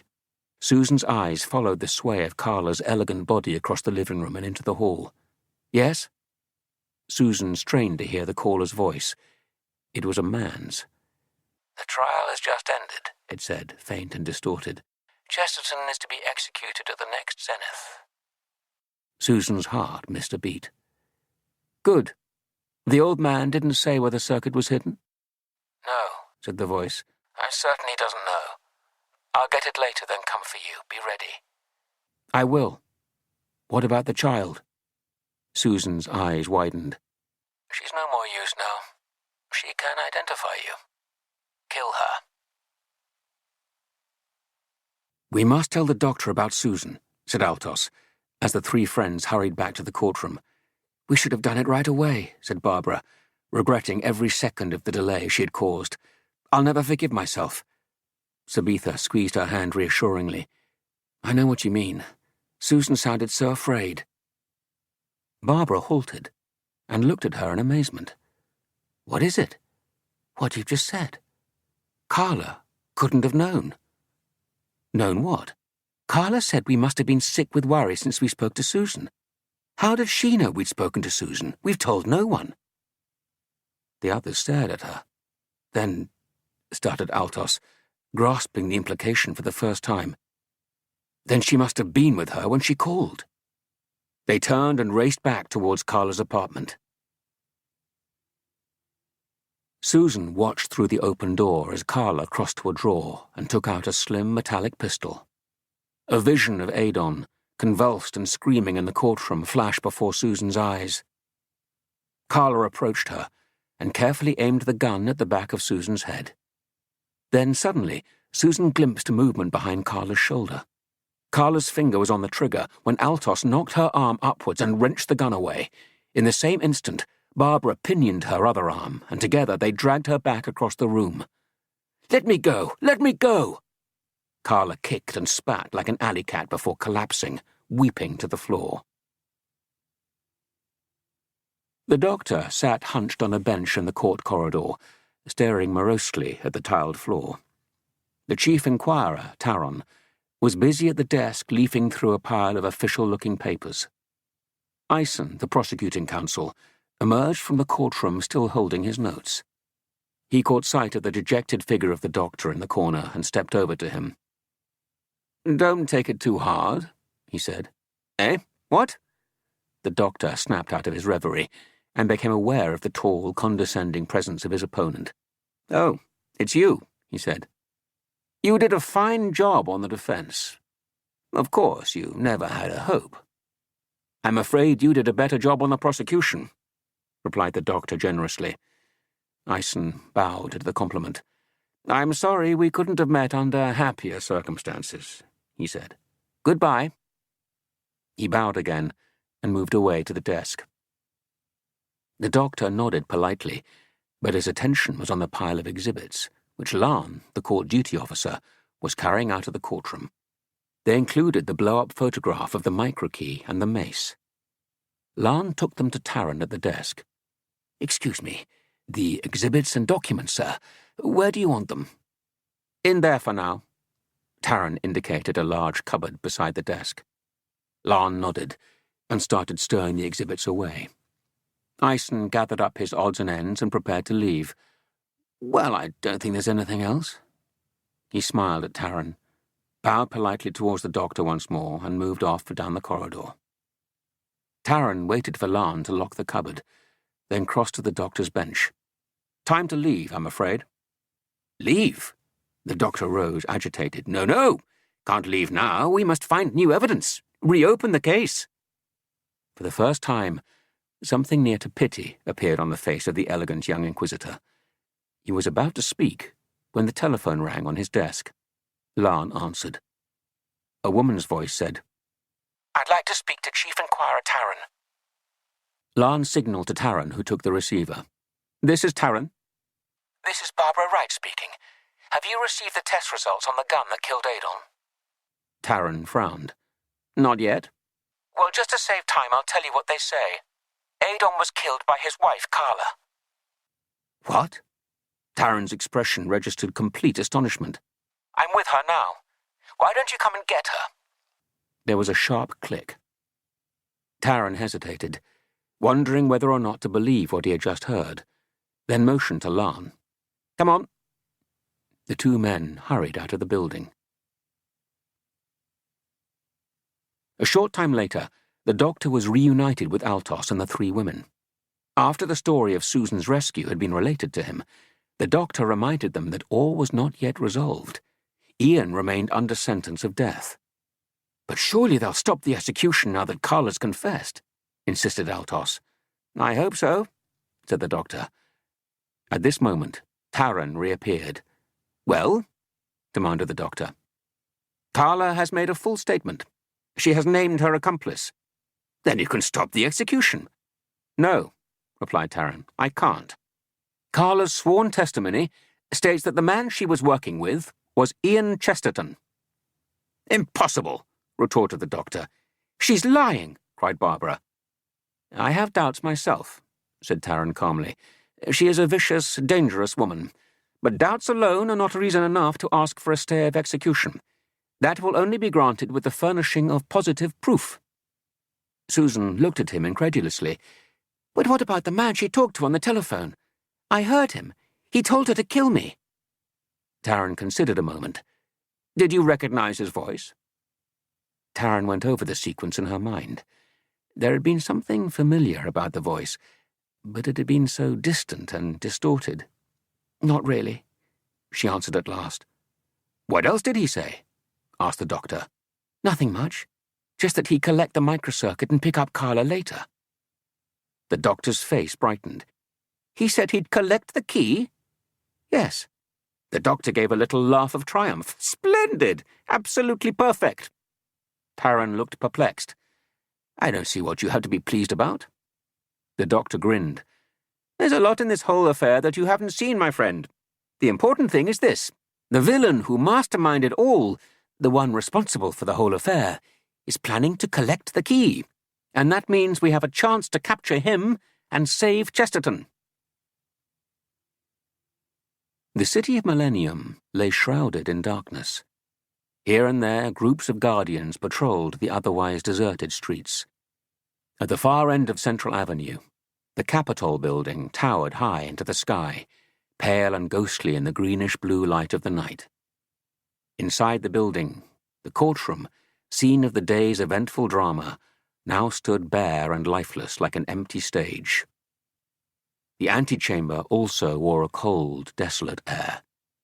It was only the daily to and fro of court business which imbued it with character. The silence was broken by the approach of stealthy footsteps. The doors outside the courtroom were slowly pushed open, and a hooded figure slipped through. The figure moved cautiously towards the exhibits cupboard by the desk and tried a number of keys before finding the correct one and opening the door. The figure reached inside and withdrew the heavy mace. Then the lights came on, and an explosion of movement filled the room. Tarrant and Larn leapt from behind the desk. There was a fierce struggle before the hooded stranger was subdued. The intruder stood motionless as the doctor stepped up to him and whisked away the hood. You! There were gasps of astonishment from Tarrant and Larn. They were holding none other than the chief prosecutor and representative of the court, Eisen himself. Call the prison, ordered Tarrant. Shocked and speechless, Officer Larn crossed to the desk and did as he was bid. The doctor reserved his pièce de résistance for the following morning. Ian was released, and together with Tarrant, Larn, Barbara, and Susan, was summoned to the court anteroom. At the doctor's bidding, they all gathered around Larn's desk. The doctor opened the cupboard and took out the mace. Then, holding it at arm's length, he clicked open the end with a flourish. The spiked sphere split like a grapefruit into two neat halves. Inside was the fourth key of Marinus. "The circuit!" cried Susan. Ian looked at the doctor in amazement. "How did you know it was there?" "It had to be," replied the doctor briskly. "I've known all along where it was, but till now the information was of no use to us." "Inside the murder weapon," repeated Tarrant in disbelief. "Everyone and everything that went in or out of that vault was checked. Everything except this." He shook his head dolefully, like a schoolboy who has failed an exam. "Have you any idea why they did it?" inquired Barbara. "Yes. They've admitted the whole thing. Carla and Eisen planned to steal the key and sell it. Chesterton here just happened to walk into the middle of things. They made him look so guilty, I never doubted for a moment that he was." "Ah," the doctor wagged a reproving finger at the chief inquirer. "You should read the teachings of Pyrrho. He founded skepticism, a great asset in your job." Ian gripped the doctor's hand warmly. "All I can say, Doctor, is thank heaven you've read Pyrrho." Read him? Snapped the doctor. What are you talking about? I met him. Everybody laughed, and Susan took the doctor's arm. Now we can join Sabitha and Altos. Yes, where are they? Inquired Ian. I sent them on ahead, said the doctor. I thought our little success might cheer Arbitan up. It will be wonderful for him to see his daughter again, said Barbara. Larn, who had been called away, returned to say that the senior judge had granted them permission to take the key. The doctor turned to Taran. All we need now, my friend, is the wrist strap you impounded from Chesterton. Taran went to a drawer in the desk and handed it over. I see you all wear them, he observed. Are they the mark of some guild to which you belong? The doctor smiled. No, they are our means of transport. They give us movement through space, a trifle primitive but efficient. Taran looked across at Larn. I don't believe it. The doctor turned to Ian. Show him, Chesterton. Ian glanced at the two girls. All right? They nodded. Ian gave the signal, and the three vanished simultaneously. I don't understand, stammered Larn. Where have they gone? He peered behind the desk in amazement. I suppose I'd better join them, said the doctor. You won't find them there, you know. Goodbye, my friends. Larn looked up to see the doctor's eyes twinkling at him mischievously. The next instant, he was gone. Larn slowly shook his head. He's disappeared too. Taran looked equally incredulous. He said what was going to happen, and we saw it. He drew closer to Larn and lowered his voice. But nobody else has seen it. I think we'd better keep the story to ourselves, Larn. Larn nodded. Trying to prove such a tale under the rigorous laws of Millennium might prove a foolish endeavor. How are you going to complete the report, Chief Inquirer? He asked. Taran brushed an imaginary speck of dust from his uniform. I'll say they... He searched carefully for the right word. Left. They left to return the microkey to its inventor, Arbitan. He smiled at Larn, with the satisfied air of a man who has solved a hitherto insoluble problem.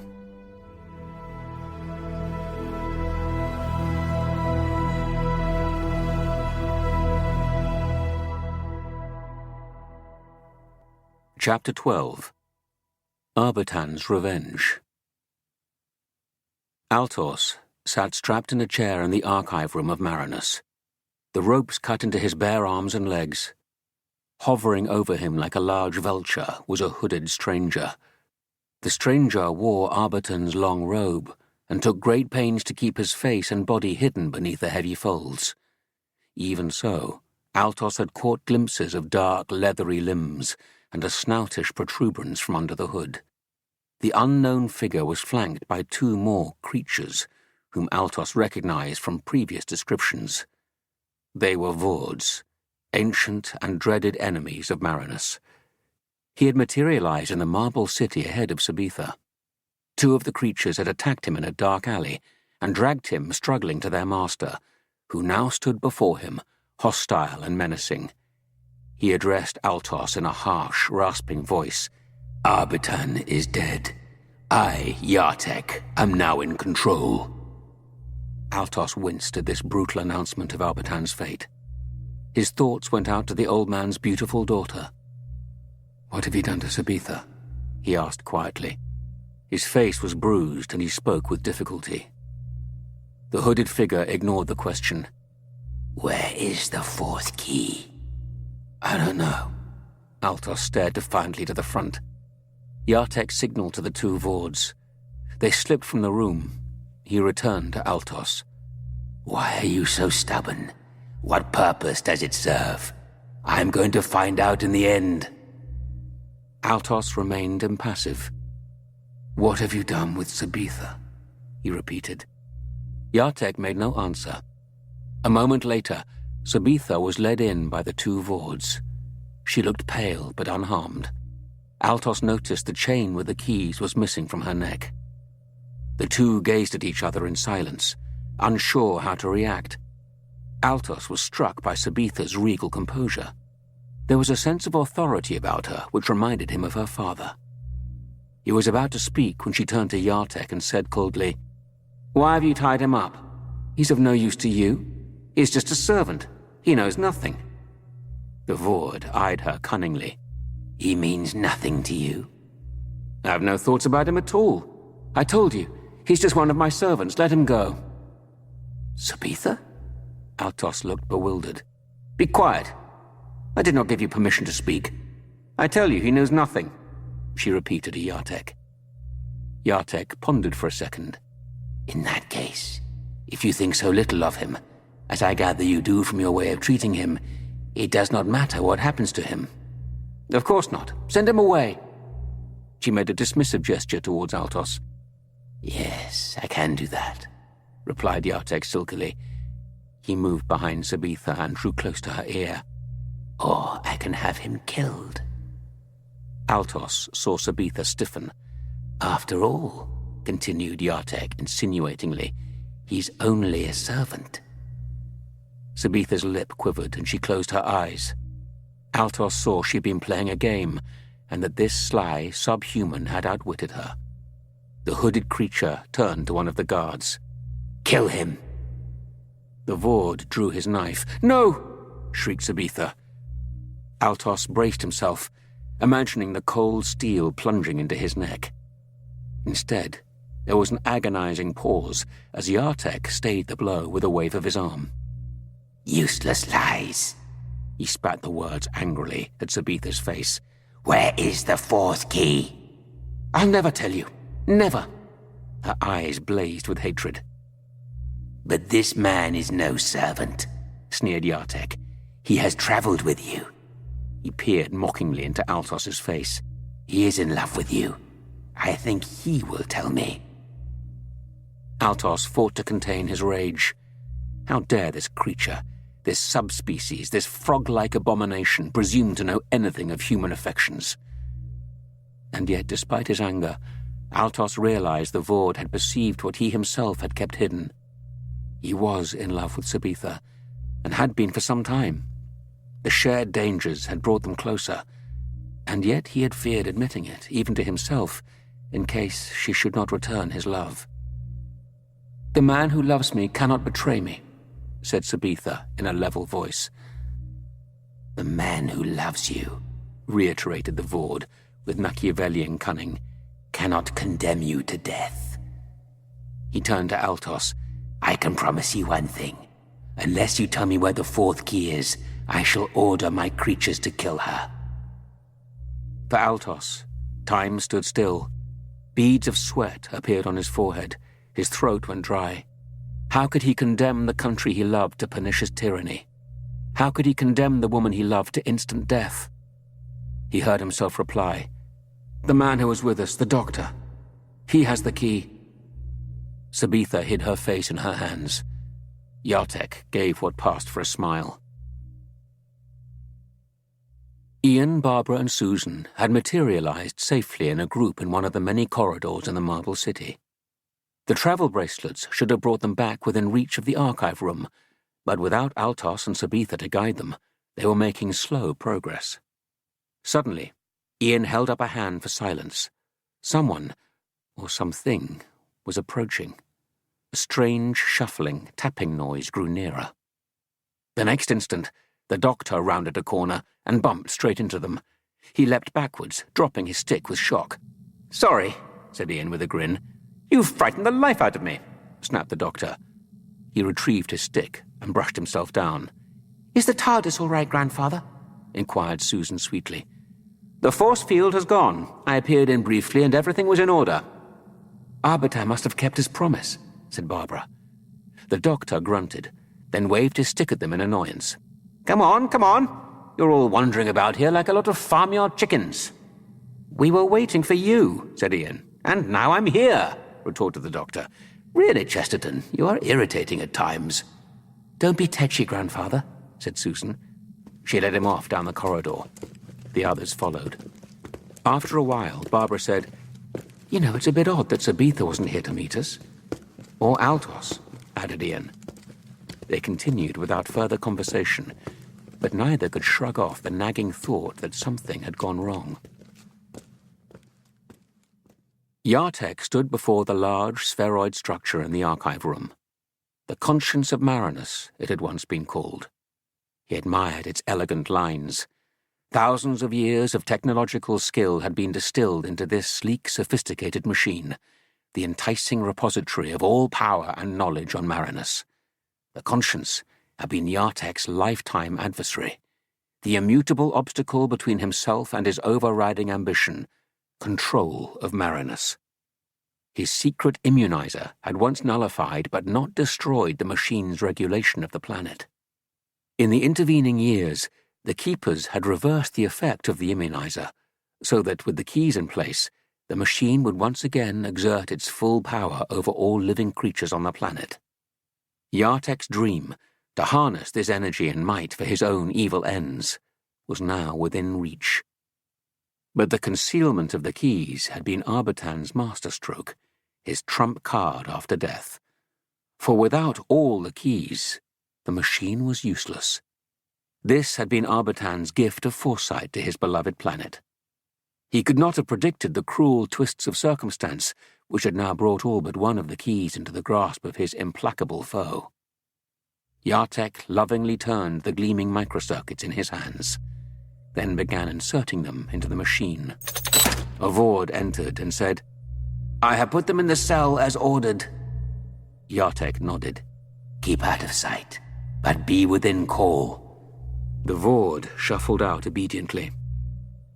Yartek slotted in the last key and stood back from the machine. "One more," he said to himself quietly. "Just one more." The doctor led the way along the corridor. The steady tap of his walking stick echoed on the marbled floor. Suddenly he motioned for silence. The doctor's acute hearing had been alerted by a faint sound ahead. Ian moved up alongside him. They had reached a junction.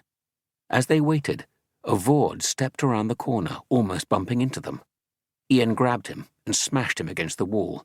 The Vord's bullet-shaped head hit the marble with a sickening thud, and he slumped to the floor, unconscious.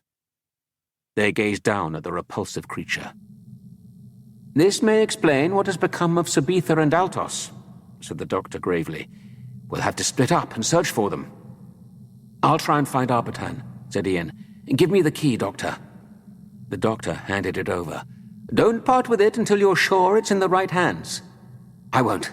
Susan, you come with me." The two of them sped off down the corridor before the doctor had time to protest. He turned to Barbara. "Very well. You shall accompany me, my dear." Barbara knelt down and removed the Vord's knife. "I'll take this," she said, "just in case." Altos and Sabitha were taken to a cold, dark cell below ground and roped together. Neither spoke for several minutes. Altos could feel the warmth of Sabitha's body seeping through to his. He pictured her face, sad and beautiful in the darkness, and the image summoned up his protective instincts. He tugged furiously at the ropes binding his wrists, but the thick cord only bit deeper into his flesh. Sabitha's voice reproved him gently. "What's the use? Even if we untie ourselves, we'll never break the door down." Altos choked back his frustration. "At least I could defend you." Sabitha turned her head slightly, so that her cheek just touched his. "You're with me, Altos," she whispered. "That's all that matters." "I shall never leave you," he replied, and his voice trembled. After several detours, Ian and Susan eventually found their way to the archive room. They had seen no more Vords and hoped to find Arbitan still guarding the Conscience. The room was just as they had left it. The machine stood like a colossal modern sculpture in the center. In a chair in the shadows was a crouching figure. A heavy cowl masked his face. "Arbitan," said Susan softly. The hunched figure made a slight movement of acknowledgement. Ian said, "So you're all right. We were afraid—" "Have you brought the key?" There was something odd about Arbitan's voice. It was sharper, more anxious. "Where's Sabitha?" inquired Ian. "Where is the old man?" countered the hooded figure. "He is the one who has the key." Susan felt herself growing angry. "What's the matter with you?" she burst out. "We've done all these things for you, and all you can think about—" The hooded figure interrupted her. "Forgive me. The keys have filled my mind for so long that I have become insensitive to anything else. Sabitha is safe and well." Ian moved in closer. "Do you know the Vord are still—" "Stop!" commanded the hooded figure. "Do not come near me. Power from my machine escaped. I am suffering from a dreadful disease." Susan peered more closely at the hunched figure. "Can we do anything?" "Sabitha alone knows the cure." "Where's Altos?" asked Ian. "The young man who attached himself to her while she was away." The hooded figure shifted in the chair. "Is he a good man? Is he sincere in his feelings?" Ian looked puzzled. "What are your impressions?" He phrased the question slowly. "There are many races on Marinus. He looks and sounds well enough, but—" Ian said, "Naturally we like and admire him, but he is a stranger to you. You must make up your own mind." "I agree. But the key, the final key, do you have it?" "Yes." "Ian," whispered Susan in alarm. "I have it here," said Ian, ignoring her. "Throw it down." Ian dug in his pocket and took out the key. He examined it for a moment, then tossed it at Arbitan's feet. "Good. Now bring the old man to me. Sabitha will be here and we can enjoy our triumph." "He's on the glass beach," lied Ian quickly. "We'll fetch him." He motioned to Susan and they hurried from the room. After they had left, the hooded figure picked up the key. A Vord materialized from the shadows. "Shall I follow and destroy them?" "No. The machine will enslave them. Bring Sabitha and the young man to me. I want them here when the last key is inserted, and my power is absolute." The Vord bowed and left. Yartek leapt from his chair. Holding the key aloft, he laughed, a high-pitched girlish giggle, and began to caress the side of the machine. Ian and Susan stopped in the corridor, at a safe distance from the archive room. "He wasn't Arbitan," whispered Susan. "He couldn't have been." "Right. We know Arbitan sent Altos in search of the keys. This one is saying Altos is a stranger. That's why he kept in the shadows all the time. I thought it was odd." "Why did you give him the key?" Before Ian could reply, there was a cry, and Barbara came running towards them, distraught. "The Vords have captured the doctor," she gasped. "They're everywhere." Ian grabbed the two women and pulled them into an alcove. Seconds later, a phalanx of Vords marched past. When they were safely gone, Barbara continued her story. She had followed the doctor's captors as far as she could. He had been led underground, to a dungeon, she thought. Ian asked her to retrace her steps, and the three of them hurried off. The doctor had in fact been placed in the same cell as Sabitha and Altos. He had listened with growing concern to their story of Arbitan's murder and of the Vord invasion. "If Yartek gets the final key, his power will be absolute." Altos nodded. "With the aid of the machine, he could control us all." The doctor tugged at his chin thoughtfully. "Our impulse to leave this planet would be destroyed." "That is true," said Sabitha. The doctor could not see her face in the dark, but the dead tone of her voice reminded him of all she had been through that day. They were interrupted by a key in the lock. The door swung open, and a Vord stepped inside. He motioned them to their feet. Then things happened very rapidly. There was a blur of movement in the doorway, the sound of a violent blow, and the Vord chopped to the floor like a stone. Ian, looking flushed, stepped over the prostrate guard and greeted the astonished trio. Behind him came Barbara and Susan. Barbara slipped across to Sabitha and Altos and hacked them free with a knife she was carrying. "You know about Arbitan?" barked the doctor. Ian nodded. "We met the man who was taking his place." "Give me the key, Chesterton. We must destroy it." "Ian gave it to him," said Susan. "What?" The doctor thrust his nose against Ian's face. "You gave it away?" Ian laughed nervously. "I gave him a key. Do you remember that fake key? Barbara, you found it on top of that idol." "Of course I remember." "Well, that's the one I gave him. Here's the genuine one." He held up the microcircuit. The doctor's face creased into a broad smile. "Chesterton, I congratulate you." Sabitha addressed them urgently. "We must go. Quickly, leave the building." "Why?" asked Ian. Altos took his arm. "Yartek may put that false key into the conscience any moment. It will bring the machine back to life, but once it feels the full force of power, it will break under the strain." Ian stared at him in horror. "You mean the machine will blow up?" Altos nodded. "And everything inside the building with it." The doctor was the first to move. "Come on," he yelled. "The wall doors. It's our only chance." They tumbled out of the cell and ran towards the upper levels of the city.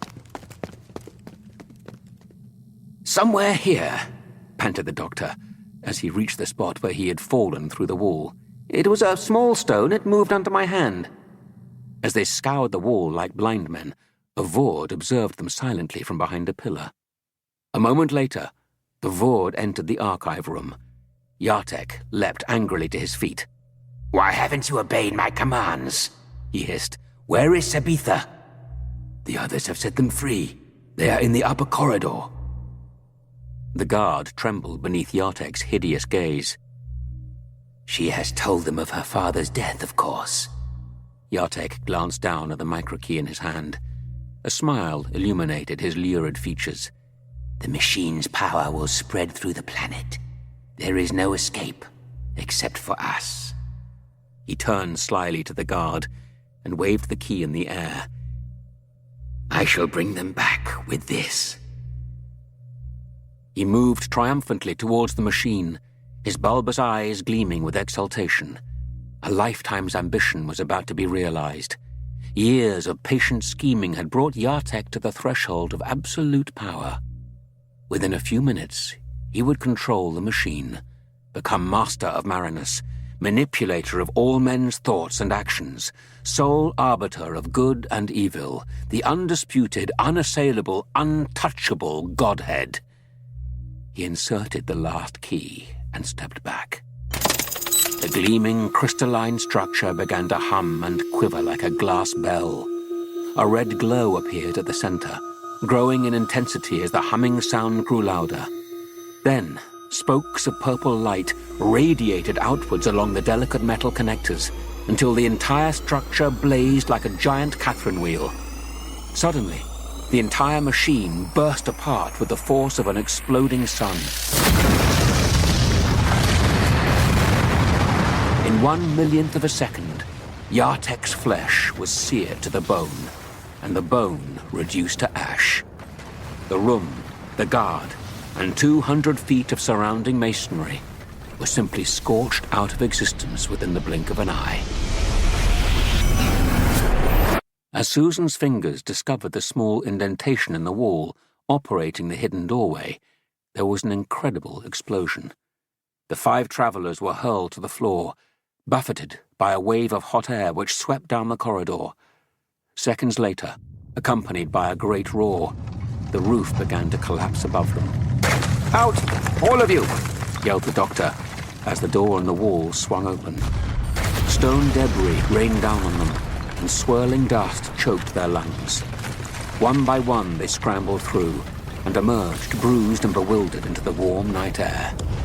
They hurried across the plateau and into the rocky terrain which led to the beach and the TARDIS. Behind them, the pyramid city rumbled ominously.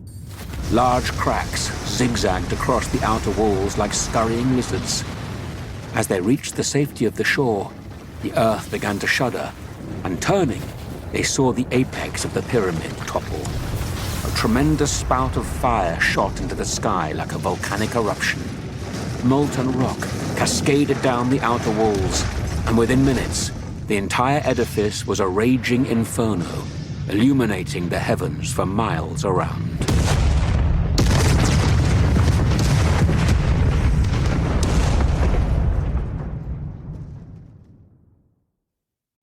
Chapter 13. Final Goodbyes. "Everything all right, Grandfather?" The doctor appeared in the doorway of the TARDIS and gave Susan a sharp look. "Go and hurry the others, will you?" he said. Susan smiled to herself. The doctor hated admitting that his capricious timeship gave him trouble. The doctor waited until Susan was out of earshot, then turned to Sabitha. "I'm glad of this little moment alone with you," he said gently. "You don't mind if I speak about your father?" Sabitha shook her long blonde hair. "Please." The doctor took her hand. "He was a wise and courageous man. His death must have been a great shock to you and the rest of your people." Sabitha nodded sadly. "His life's work has been destroyed." "No, I wouldn't say that. Your father's work will go on, not in the same way, of course. I don't believe men were made to be controlled by machines, my child. You see, a machine can make laws, but it cannot preserve justice. Only human beings can do that." He tilted her chin. Sabitha looked into his laughing, friendly eyes. "Now it's up to you and Altos to carry on the good work," he said. "Goodbye, my child, and bless you." He turned and entered the TARDIS. Sabitha pondered on the doctor's words. There was hope and comfort in them. It was as if he knew what the future held for her. She felt calm and reassured. Altos appeared with Susan, followed by Barbara and Ian. "What will you both do now?" asked Susan, pausing beside the TARDIS door. Altos glanced across at Sabitha and took her arm. "Return to the City of Millennium." Sabitha nodded. "We have our travel dials, and it will be a good place to start." She thought of the doctor's words a few moments before. "What about this key?" said Ian. "The one I didn't give to Yartek." "Why don't you present it to the doctor?" suggested Altos. Ian looked at the small, intricate piece of plastic in his hand and thought of the hardships it had caused. It was a bittersweet memento. "All right," he said. "I will." He felt easier leaving it in the doctor's possession, even if it was quite useless. "Goodbye, Barbara, Susan, Ian," said Altos. The men shook hands while the girls embraced. "Look after her, Altos," said Barbara. The young Marinian looked lovingly at Sabitha and smiled. "You may rely on that." Altos and Sabitha watched as Ian and the two girls climbed into the strange blue box. Seconds later, a white light started to flash on top, accompanied by a mysterious groaning noise. Then, gradually, the rectangle of blue faded away in front of their eyes, and they were alone on the empty beach.